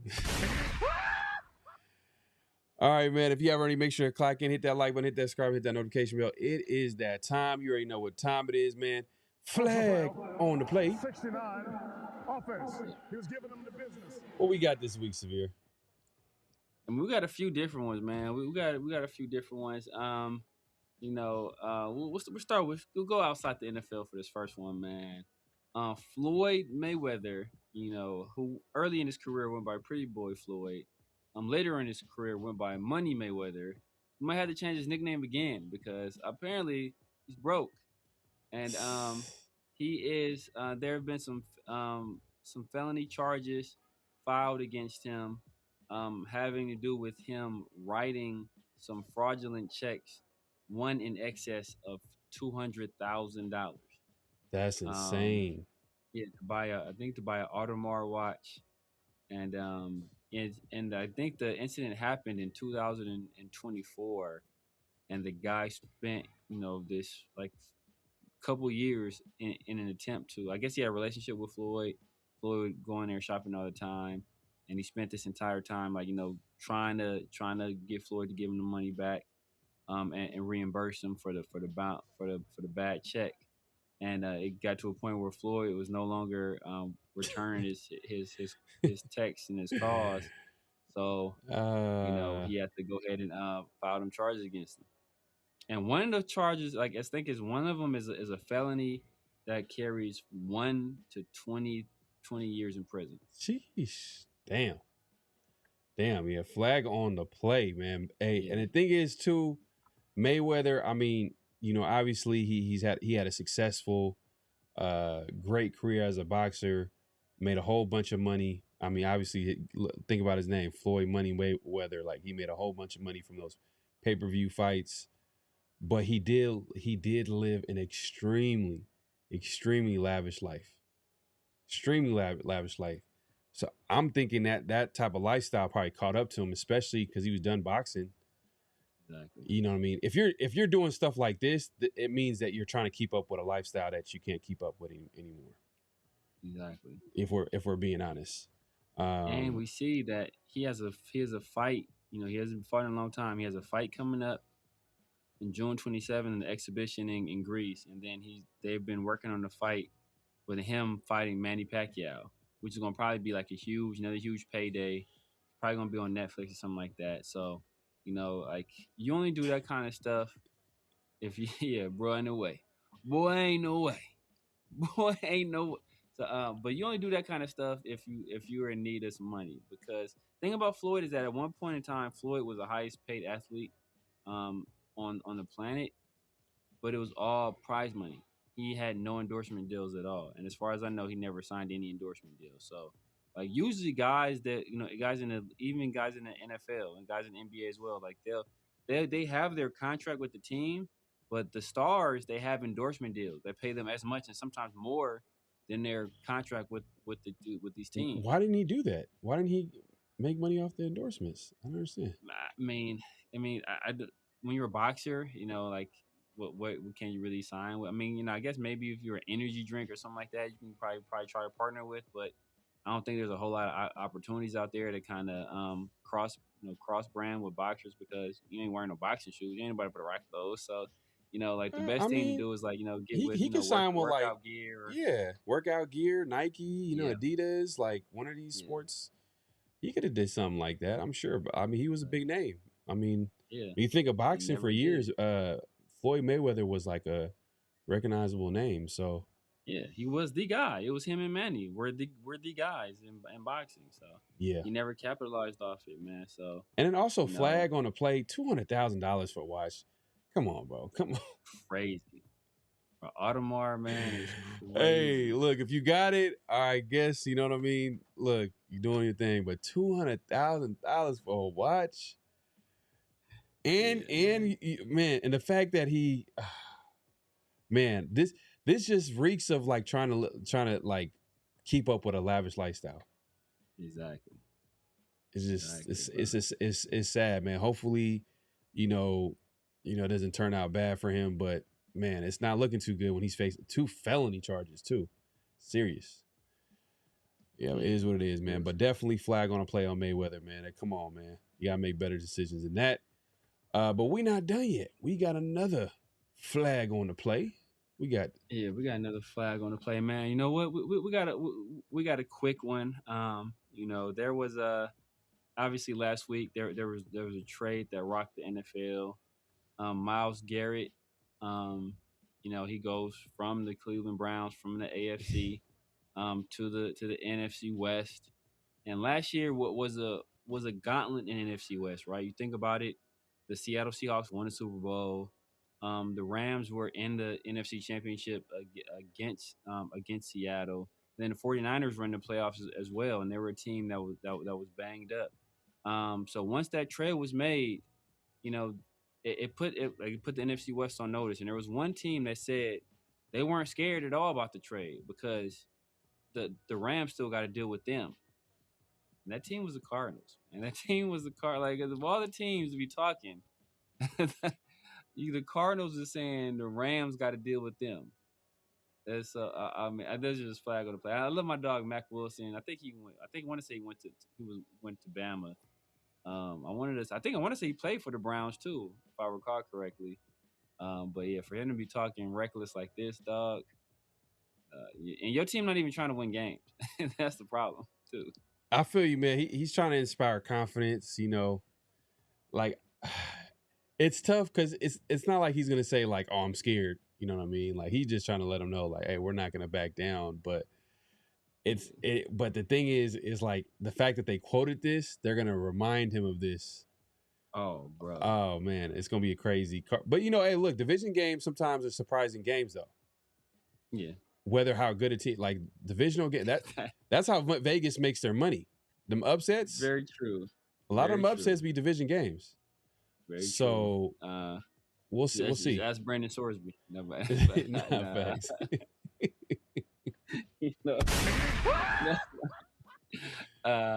But I don't think. Look, not like there hasn't been crazy upsets before, but I don't see I don't see that in that game, man. I do not see that in that game, man. That's not one of those games. Right. If the Cardinals win that game, hey, give LaFleur Coach of the Year just off of that, bro. Just off of that one game. Just give him that. TK taking shots at Floyd. He said they say he couldn't read. Yeah, man. That's wild. Remember man. the 50? The 50. What did he say F me for? 50 just like he's been like the king of beefs for years. Like I think he was the one that released the video of Floyd trying to read, and it was like it was tough, bro. He's like, I give Floyd. I forgot how much money he said he'd give Floyd if he go in there. He read Dr. Seuss. He's like, I give you. Man, that's tough. That's tough, man. But hey, man, we appreciate everybody coming through. Make sure to clock in, hit that like button, hit that subscribe, and hit that notification bell.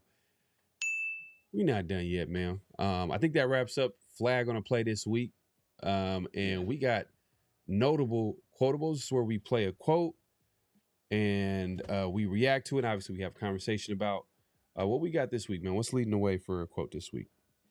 Leading the way, man. We'll go with Bill Barnwell. He had two interesting things to say. Both that could, give the Raider Nation a little bit of insight into what the Raiders were doing this offseason. One of the things was talking about explosive plays. The other thing was talking about not really a new position. Hey, did we forget about a flag on the play? Oh, we do. We know what we do. We got one more. We got one more, man. Real quick. We got one more. I forgot. My people, everybody's favorite player for the Chiefs, Rashee Rice. Obviously he had to spend some time in jail, 30 days in jail, I think, for a probation violation. And look, just watch the interaction. This is him getting out of jail. The media was waiting for him, man. It's just hilarious. Just hilarious. Door. Hey, Rashee, you got anything to say to your fans, bro? They chased him. that dude running in the back though got a crazy run though. Bro, like, this is wild, man. They chased him all the way from and the funny thing is, Rashee Rice knew it. He knew what was going on, and he was walking backwards. He wasn't backwards, so he wouldn't be caught on camera. But he's smiling and laughing. He still got him. You have to go to the door. And then they're literally chasing him around the block. That's wild, man. That is wild, bro. That's kind of paparazzi like in how they're kind of chasing him down. And obviously he smashes away. He drives away in his car. But yeah, man, flag on the play. I guess on the media. You know what I mean? Like, that's kind of all of it, bro. All of it. the whole situation. Yeah, that's true. The whole situation, man. Flags all around, man. That's true. That's crazy. That's true. That's crazy. Didn't he get a ticket for like, what's it, DI? So like, you see this guy, he's smashing off in the car on camera, bro. What you doing?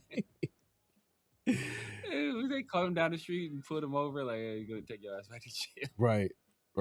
But you were saying that you had a clip. We're gonna get into a clip of Bill Barnwell. Yeah. Talking about explosive plays and their role in winning games, and that gives you a little bit of insight into some of the moves the Raiders made in terms of the acquisitions: Jalen Naylor, Malik Benson, William, the Washington, Mike Washington. But then he also talked about another like kind of a new position. It's kind of been created. It's called the super nickel. And he had some interesting things to say about that position. That's what he called it, the super nickel. That's what he called it, man. Here we go. Here's the clip. But I mean, you look at the explosive play rates for last year. I think the Seahawks, Patriots, Broncos, and Rams were all like in the top 5 for explosive play rate. Like, that is, pretty much neck and neck with turnover rate. Like, if you're like, just what stat predicts how often you win games, it's, do you win the explosive battle? Do you win the turnover battle neck and neck? And so defenses that can take away explosives, like Fangio style defenses, you don't need to have a Fangio style defense to do that, but that's one way to do it. They're going to dominate, and teams who can create explosives, especially in the modern league where so many teams are trying to prevent explosives, that's a huge difference maker. And so it is really going to be fascinating to see like how these teams approach. And again, if you have like that sort of unique playmaker, like an Emin Warrior, like a Hamilton, like a James, where you can put them at nickel, you can put them in the slot, you can put them, as an overhang defender. Like, I saw Kyle Hamilton last year, like taking on offensive linemen on run plays and like defeating them. And I'm just like, you can't do that. You're 220 pounds. Like, you're not allowed to be able to do that. But when you have a freak, like, that changes the entire calculus of what you can do on defense. It just opens up the playbook in the way that it does, like, when you have a star wide receiver. And, you can sort of like build your offense around, okay, we know the gravity that like a Justin Jefferson's going to get from defenses. So that opens up all these other opportunities for how we can take advantage of defenses focusing on him. Like, I think the same thing is sort of true now for these sort of really, transcended like safety nickel hybrids. Yeah, I mean, on that. But I mean, yeah, no, interesting quote. I got to make this quick comment. His voice is kind of goofy, but I was like, what is going on here? But the information that he was providing, man, was some good info about how the league is moving, and he makes some good points. Some of the points that we kind of seen, you watch the game enough, you'll see where the league is going a little bit. You look at the top offenses.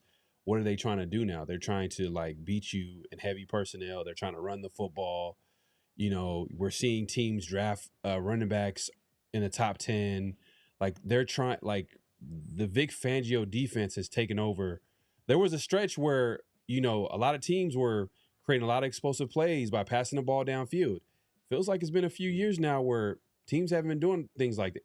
Like, Patrick Mahomes hasn't been Patrick Mahomes for a while now. A lot of people point to like, whoa, he doesn't have Tyreek Hill. But he still got that arm. He still has that ability to push it down the field. He still has Andy Reid. I think defenses now are trying to keep things in front of him. So it's kind of like the league is going in a different direction. And it's kind of interesting, that comment that he made, and we talked about earlier, but like the comment that he made where he was saying that like explosive plays kind of determine a team winning and losing nowadays. It's just as much as a turnover battle, which it kind of goes with how teams are trying to find ways to create explosive plays. And right now, they're trying to do that by running the football. So hence why you get a Ashton Genty, hence why you draft a Mike Washington, one of the fastest, running backs that were drafted. You know what I mean, in the draft. So, and then I got that, Kubiak, who's coming off a year where he was consistently trying to run the football to create, explosive plays in the run game, but also play action. So it's going to be it's interesting to hear him say that, and we can actually see it. We see it happening.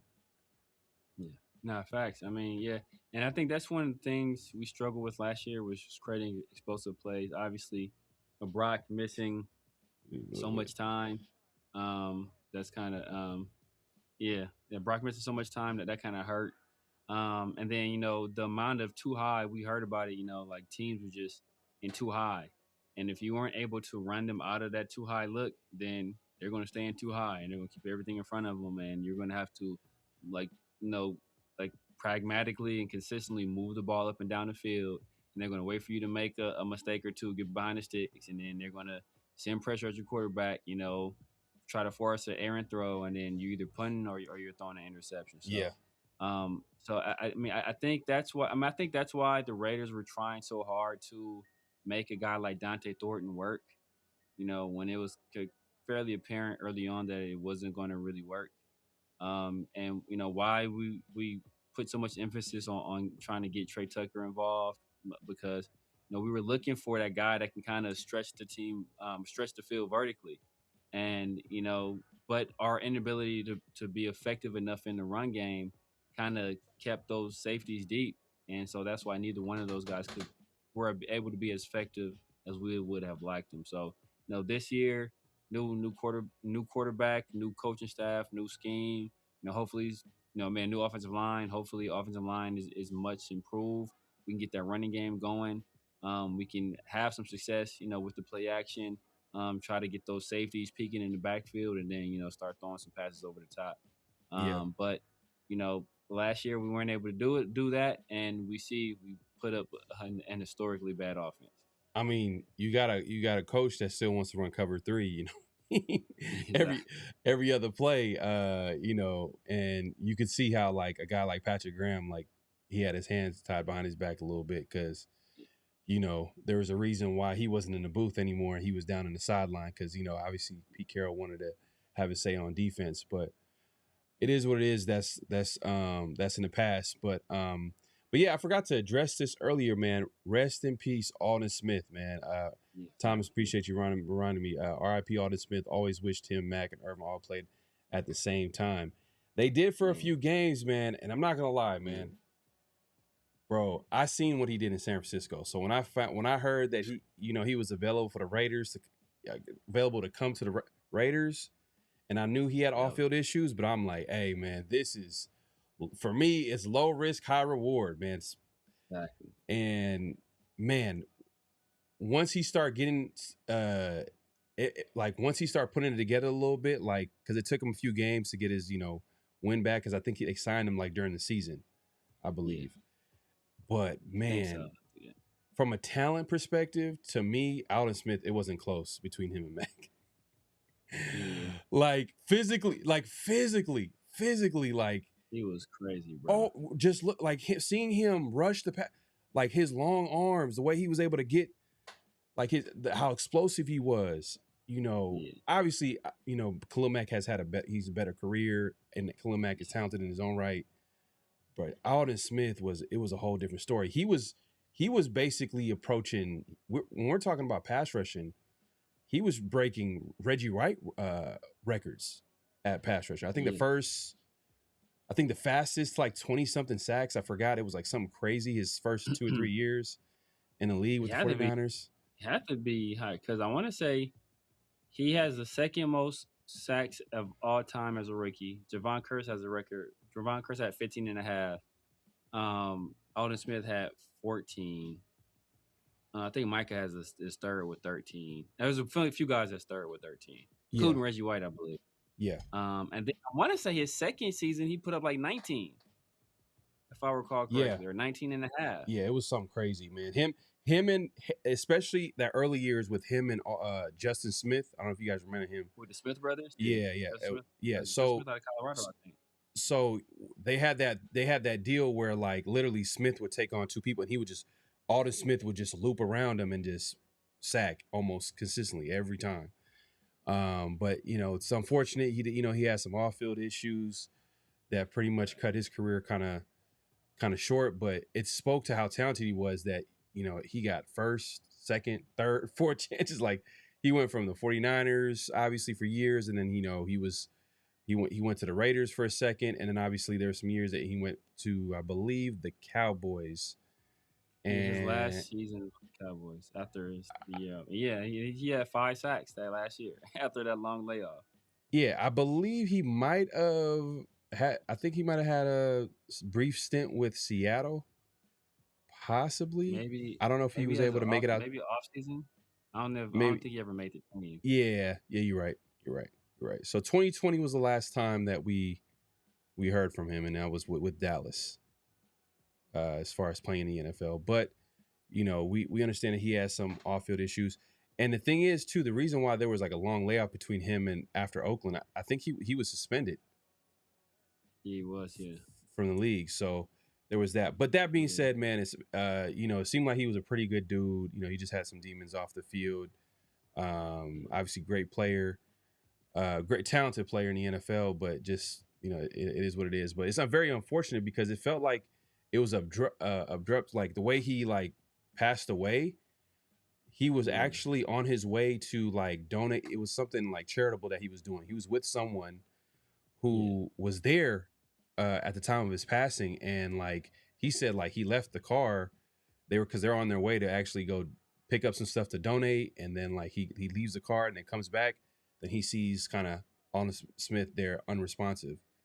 So it's a crazy situation. They're gonna obviously do an autopsy to figure out like what the actual reason how he was able to die recently. And then now I think I heard recently that the family is gonna donate his brain to for CTE study too as well. So much power to them. That's kind of, it's a tough situation to even make that decision, but I don't know. We'll see what happens. But yeah, man, rest in peace, Alden Smith. Yeah. But yeah, man. Oh, once a Raider, always a Raider. You know how that goes. So we gotta acknowledge it. But Thomas says, do you think it's drug related? I don't want to speculate, man. I don't know. Yeah. I hope not. I hope not. I don't know. I know he's had some off-field issues, but it seemed like the way the guy that was with him described it, it seemed like, I don't know if it was. Yeah. It just, because if they're going to go, do something. You had a Knicks jersey on. They're about to go donate some food to the homeless or something like that. Yeah, they're about to do something charitable. I'm like, that's kind of, it seemed pretty random. Like, so yeah. I'm kind of curious to find out like what actually happened. Yeah. Yeah, man. It is what it is. It is what it is. But yeah, like I said, RIP to Alden Smith. But we do have another notable quotable. What's the next quote, Severe? The next quote, we got Jesse Merrick, and he was talking about, a little bit more on the conversation we're having before, talking about some guys that were impressing or that were impressive at Raiders minicamp. And an interesting name came up. A few interesting names, but there's some interesting names came up. Yeah, so this is Merrick speaking to the voice of the Raiders, Jason Horwitz, and he's talking about the running back room. He stayed healthy all year last year, though, which for a running back speaks volumes to his his workup, his build, because he took so many hits. Ready too, yeah. Yeah, so like availability is the most important ability in the NFL, and he was that. The question I have is, where does Mike Washington fit in? And Dylan Laube, he's kind of someone that no one really thinks about or talks about. Yet the 6th round pick out of New Hampshire, he had one carry that rookie year that will be never forgotten. He'll never be able to get rid of that in his head, although I'm glad he was able to make the team last year. And I think he'll be a part of this year's team too, that fumble against Pittsburgh. But like, he's a guy that can do so many. He was so good on specials last year. right? And that's how he's going to make the team. But he's also running with the twos, and Mike Washington looks really impressive. So I do think you're going to see a combo of those three guys. Yeah. And man, Mike Washington's fast. He is, you Real see the fast. size, right? 6'1", 220, 225, whatever it is. So like that's what he was talked about on draft day. And I know that because like I hosted the draft, but I came home this week and my son was watching the 4th round over again because he wanted to learn more about Jermod McCoy and Mike Washington. That's funny. But they were talking about how he trucks guys because of his size. Yeah. But man, watching him in person, his breakaway speed is impressive. You and he was the fastest 40 time at the combine and all those things. It's really remarkable that he never got touches at Buffalo. Yeah, man. So that's Jason Horowitz talking about the running back room. Obviously, Dylan Lobby is a guy that, like, I think a lot of people have, like, kind of, like, brushing the rug. Like, he's not going to make the team. But, obviously, like he said, special teams is where he makes his bread and butter. He's going to make it just because he's going to offer you value, meaning that he could probably give you some snaps here and there on offense, but also be a guy that can probably be a kick returner, backup kick returner, however way you want to look at it. So, yeah, Dylan Lobby has a chance to make the team. But I was paying attention to when he was saying that, when he was emphasizing like Mike Washington and his speed. And we know that he's a 4.3 guy. But there is a question when you watch him too a little bit. Like he's 6'1", 225 or so. And so is he a locomotive? Is he a guy that he builds up speed? Is he going to have that burst in the NFL where he's going to be able to like break away and get to the second level and be able to be an explosive back? You don't know. Sometimes, we got guys like Latavius Murray. Like he was a locomotive. He was a guy that he had a slight burst, but it wasn't a guy that his nickname was the Tay Train. Basically, right? So, and when coming out, people don't know this, but Latavius Murray, he ran a 4.38 on his pro day. But that's what he's timed. He was drafted in the 6th round. The Raiders drafted him years back. Right? Yeah. Yeah. So he was a guy that I was like, man, we got a running back with that type of speed. But when you watch his career, he was just that big physical back that can obviously, create some explosive plays here and there. But when he was describing Mike Washington, he was like, man, this dude got blazing speed. So that's going to be interesting to see how that looks like in the NFL. That this is just trying to add fuel to Raider Nation's, excitement for this offseason, because Mike Washington is a guy like I'm kind of intrigued to see and how they utilize him and try to take advantage of his speed. Because if he has that type of game-breaking speed in the NFL, because some of these guys, they'll have the speed in college, but does it translate in the NFL? What was your take on that comment? I mean, it wasn't like too crazy, but obviously, he's going to be in there when the media is not there. So for him to make that comment, he's kind of like impressed, like, wow, like he's a guy that's super explosive. Like you can see it right off the bat. Yeah, it's interesting because I think, a lot of people, including myself, kind of including Dylan Lobby in the early rounds of cuts. But, special teams, man, and there are going to be people.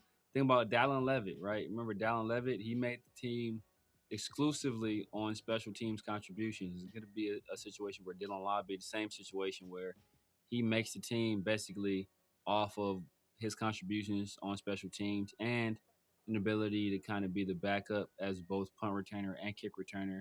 And then, we know Clint Kubiak wants to throw the ball to the running backs, man. So Dylan Lobby, he was an accomplished receiving back at New Hampshire. We'll see what the battle against Roman Hemby looks like. Roman Hemby, I think you can basically put him in as a lock for the practice squad. But can he sneak onto this roster? That'll be an interesting thing to see, especially if they want to kind of minimize the workload of or spread the workload out a little bit between Mike Washington and Ashton Genty, not put too many hits and too many carries on those guys. So do we end up carrying 4 running backs, especially now as we'll be carrying a fullback too? Like that's going to be some interesting things to look at in terms of cut day.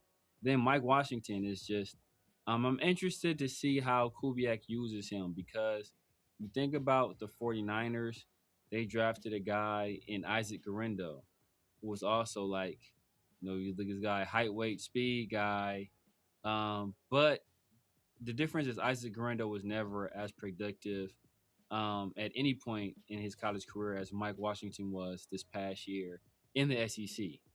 Mm-hmm. And you kind of see, you can look at some of the plays he had his most success in, and there were like these outside zone plays where he's able to hit the running lane, and he's able to outrun the angles on some of these defenders, and it's 25, 30 yards, sometimes it's a touchdown.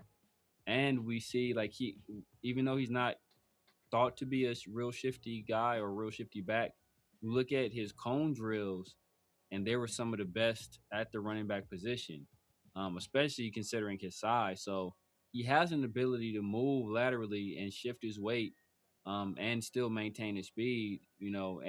But there were very few plays where he displayed that. So it'd be interesting to see, like, maybe there's some hidden skill sets or some unearthed potential still there with them. So all things being said, we should have a nice mix of some talented players in the backfield, and give Kubiak a lot of options. Yeah, yeah. Especially if we just got done talking about how Bill Barnwell is talking about how the NFL is shifting and how teams are trying to attack defenses. How our defense is going to respond to now these teams shifting into running the ball better, especially if they're running the ball effectively. So if the Raiders come out, they become one of the best running teams in the NFL next year, then you could probably, if they can run the football and play good defense next year, then it's kind of, it's I don't want to get into this because it's going to be a little bit too crazy to say year one, but it gives them a chance. It gives a good chance to win football games for sure. But yeah, that's one of those guys, man. Like, I think we can all agree, like, that's the guy that we're kind of curious to see how he kind of plays and how the Raiders utilize his skill set, and Mike Washington. But yeah, man, if you haven't already, make sure to clock in, hit that like button, hit that subscribe, and hit that notification bell. Yeah, man. I think some of the players that we are looking forward to watch, I think Mike Washington would be up there. Trying to think, Jamad McCoy's up there. Most people it's Fernando, but for me, yes, it's the 2 fourth rounders. It's Jamad and Mike Washington. Yeah, Mike Washington, Jamad McCoy, Fernando. Obviously, I want to see how he. Come on, we got a starting. Come on, we got to get him out there. Hopefully he Fernando? does. Yeah, if he does enough where he could play, then let him play. But obviously, if he's not ready, then. But I'm looking forward to seeing him play. I want to see. Oh, he'll play. He gotta play. I'm just saying what. But the question is when. That's the question. That's the question.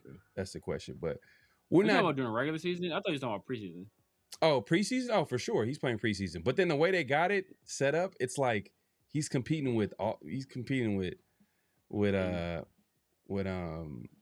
O'Connell. So I'm like, all right, they're gonna play this game. Really competing. Aiden O'Connell looking whipping his ass right now. He's outplaying him. Okay, well, I mean, I think first day. Some people say he's up. Man, this is Aiden O'Connell time. This is when the time Aiden O'Connell usually looks his best. But some people, I forgot who said it. It might have been my boy Adam Hill, but I think it was like he was saying there was a joke between the beat writers where if there was a big play that happened on the field, it was probably Aiden O'Connell at quarterback. Oh, so, wow, Aiden O'Connell putting on the show. I don't know, man. Let's say he done lost some weight. He got a different haircut now. He like Aiden O'Connell switching up, man. He switched up the swag. What happened? Hey, where are all the Raider fans that's big AOC fans? I know they somewhere in the closet somewhere just hiding. They're waiting to pounce, man. They're waiting to pounce. As soon as Aiden O'Connell throws a touchdown in preseason, man, you gonna hear it. Yeah, man. But hey, look, if you haven't already, make sure to clock in, hit that like button, hit the subscribe, hit that notification bell. We just got to give you a friendly reminder. We're not done yet. We got what's real, what's not. This is where we say a statement, and you guys react to it as well as us, if it's real or it's not. Severe, what we got this week on what's real, what's not? Yeah, man. So we talked a little bit about him. I'm gonna switch it up a little bit. We talked a little bit about him earlier, about him being an impressive player. thus far through the mini camps and through OTAs. But I'm saying that Malik Benson, wide receiver, aka Mike Dixon, out of Oregon, 5th-round pick, he will have more receiving yards than former 2nd-round pick Jack Besh. Oh, then Jack Besh. Yeah, because I think that's the other one was too easy. The other one was too easy. I had to switch it up. The other one was way too easy. I gotta say Jack Besh. Nah, I'm gonna say it's not real. I'm gonna say it's not real. I don't think he's gonna have more yards. I think Jack Besh. I think they're gonna make him. They're gonna utilize his skill set a little bit better this year. And it's funny too because they asked. There's a clip that I posted recently about when they talked to Jack Besh about, where do you see yourself at, like being successful and playing your best? And he was saying like basically Z and then in slot, and that's where he didn't play last year. So he didn't really play. He played on the outside, but I don't think he played in the slot like that. Yeah, he didn't play in the slot. No. He didn't play in the slot like that. But I think Clint Kubiak's going to play to his strengths. So we'll see how that looks like. I think he's going to have an opportunity to be a guy that can possibly be productive. Obviously, he's going to be Bowers, number one. If I had to bet, maybe Naylor would be like the first wide receiver up. You got to think Trey Tucker. Tucker might be a guy. You know what I mean? You never know because the way Kubiak is talking about Tucker, it sounds like he's going to be the number one receiver. But we'll see. We'll see. But I think Besh might have something to say as far as receiving yards and being more productive. Because I think Benson is a rookie. I mean, is he going to get on the field? I mean, special teams, I could see him out there year one, but I just don't think it's real that he's more productive. But what's your take on it, man? I think it's real. You think Benson's going to have more yards? He have more yards than Jack Besh. Wow. I don't think either one. The thing is that I don't think either one of them are going to be that productive though. That's the thing. I don't think either one of them are going to be that productive. I think we're going to use a lot of 12 personnel. Potentially a lot of 13 personnel. I think the pecking order is obviously Bowers is going to be the first guy that they feed. Right now, it's looking like like you said, it's sounding like Kubiak is really liking what he's seeing out of Trey Tucker. So maybe he's the second option on offense. Naylor's probably third. Michael Mayer's probably fourth. Genty's probably fifth. And then sixth is probably Jack Besh, and then Malik Benson right after that. But then in terms of the passing game, but I think Benson being a more explosive player, I think he can have considerably less catches, and they go for more yards because just the nature of the kind of player that he is. Whether it be run after catchability or it be like deeper routes. Yeah. I just don't think that how's he gonna get in the game? I think he'll get in the game. Over Dante Thornton? You forgot about Dante Thornton. I think he'll get in the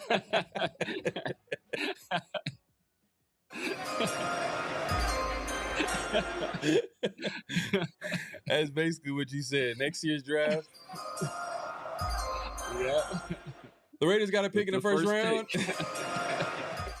Raiders got a pick in the second round. Third round. Oh man. But I'm just saying, I think Dante Thornton he's gonna have that's what he's gonna be fighting with. For a roster spot, possibly. Oh my God. Oh, for a roster spot. That's cold-blooded, man. That's cold-blooded. Man. But, hey, look, I was kind of starting that conversation early. I was like, damn. I was like, your run was kind of rough. And it's a different coaching staff, so that means you ain't got no type of, trust. They're coming in just watching the film just like, yeah, we got to keep this guy. Where are we going to draft a receiver again? You know what I mean? Exactly. That's what happens when new people come into the show. Like, they want their own players. They want their own players. They want their own everything. So unless you've established that you're a productive player, and Jack Besh and Dante Thornton are guys that they're kind of betting on a little bit because they didn't really attack that position. So they're going to get an opportunity. But yeah, for me, it's not real just because I don't think, he's going to get as much snaps in order to get like the yards that I think Besh is going to get in the game more than and to be honest with you, if you think about it too, look, 3D chess. Usually the backup quarterback plays with who? The backup receivers. So those guys would be Jack Besh and Dante Thornton. Dante Thornton. Maybe Malik Benson gets it. Maybe that's how Malik Benson. I think because think about this though. Think about this. Right now, Mendoza's running with the threes. You running with the threes. Yeah. Oh, right now? Yeah. Right now. Yeah. Right now. But I think Malik Benson, EJ Williams, it's those dudes right now. Yeah. We'll see. Training camp, we'll see if they because AOC has a history of just like falling face first and choking, you know what I mean, as far as like, when he has an opportunity to actually prove that he could be a guy could be counted on. They'll throw like a pick six or something like that. Something to make like coaches like AP to be like, you know what? Yeah. We'll just go with Gardner Minshew instead. Exactly. Come on, man. Like that right there, that was the end of AOC's career. When AP said, I'd rather go with Minshew over AOC. I know Minshew got paid, but AOC was the guy that kind of helped him win his job. He was the young quarterback. It seemed like you would think that would be the guy that would have the upside. But when he went with Minshew, I was like, man, that must be gut check time for AOC, man. But hey, look, he's getting paid. He's in the NFL. So I ain't trying to take too much shots on him, but it is what it is, man. So yeah, man, that's pretty much the show. We appreciate everybody coming through. At this point, clock out, hit that like button, hit that subscribe button, hit that notification bell. Severe, man, let the people know where they can find you, what to look forward to, all that good stuff. Man, you guys know what it is, man. It's Severe Raider here on YouTube, Snapchat, TikTok, X, IG, Kick, Twitch, Truth Social, everywhere, social media. The Severe Raider, man. Holla at your boy. Tuesdays and Thursdays, man, my dog, PharoahNFL, 50-50 show and Around the Shield. On Wednesdays in the Raider War Room with 805 Raider and Christopher Take the Shield. Make sure you tap in with your boy, man. Hit the like button, subscribe, notification bell. Make sure y'all hype the video. Leave a comment, man. I try to get to all the comments that I can. Chop it up with y'all, man. So hey, make sure y'all tap in, man. We'll be back at y'all later on this week.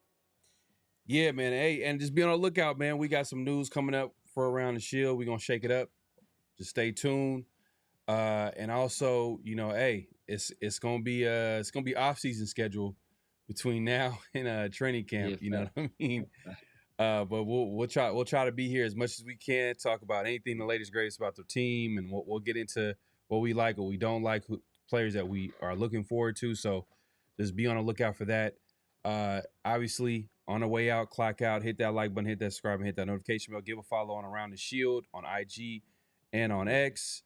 Follow us all over social media, all that good stuff. And yeah, anybody watching a replay, definitely leave a comment. Let us know your thoughts on the team, the conversation, whatnot. And if you're also watching the replay, if you see it, hit that hype button. Really helps us out. We appreciate it, man. So yeah, man. Any last thoughts before we head out? Yeah. Man. Hey, you had me dying when you said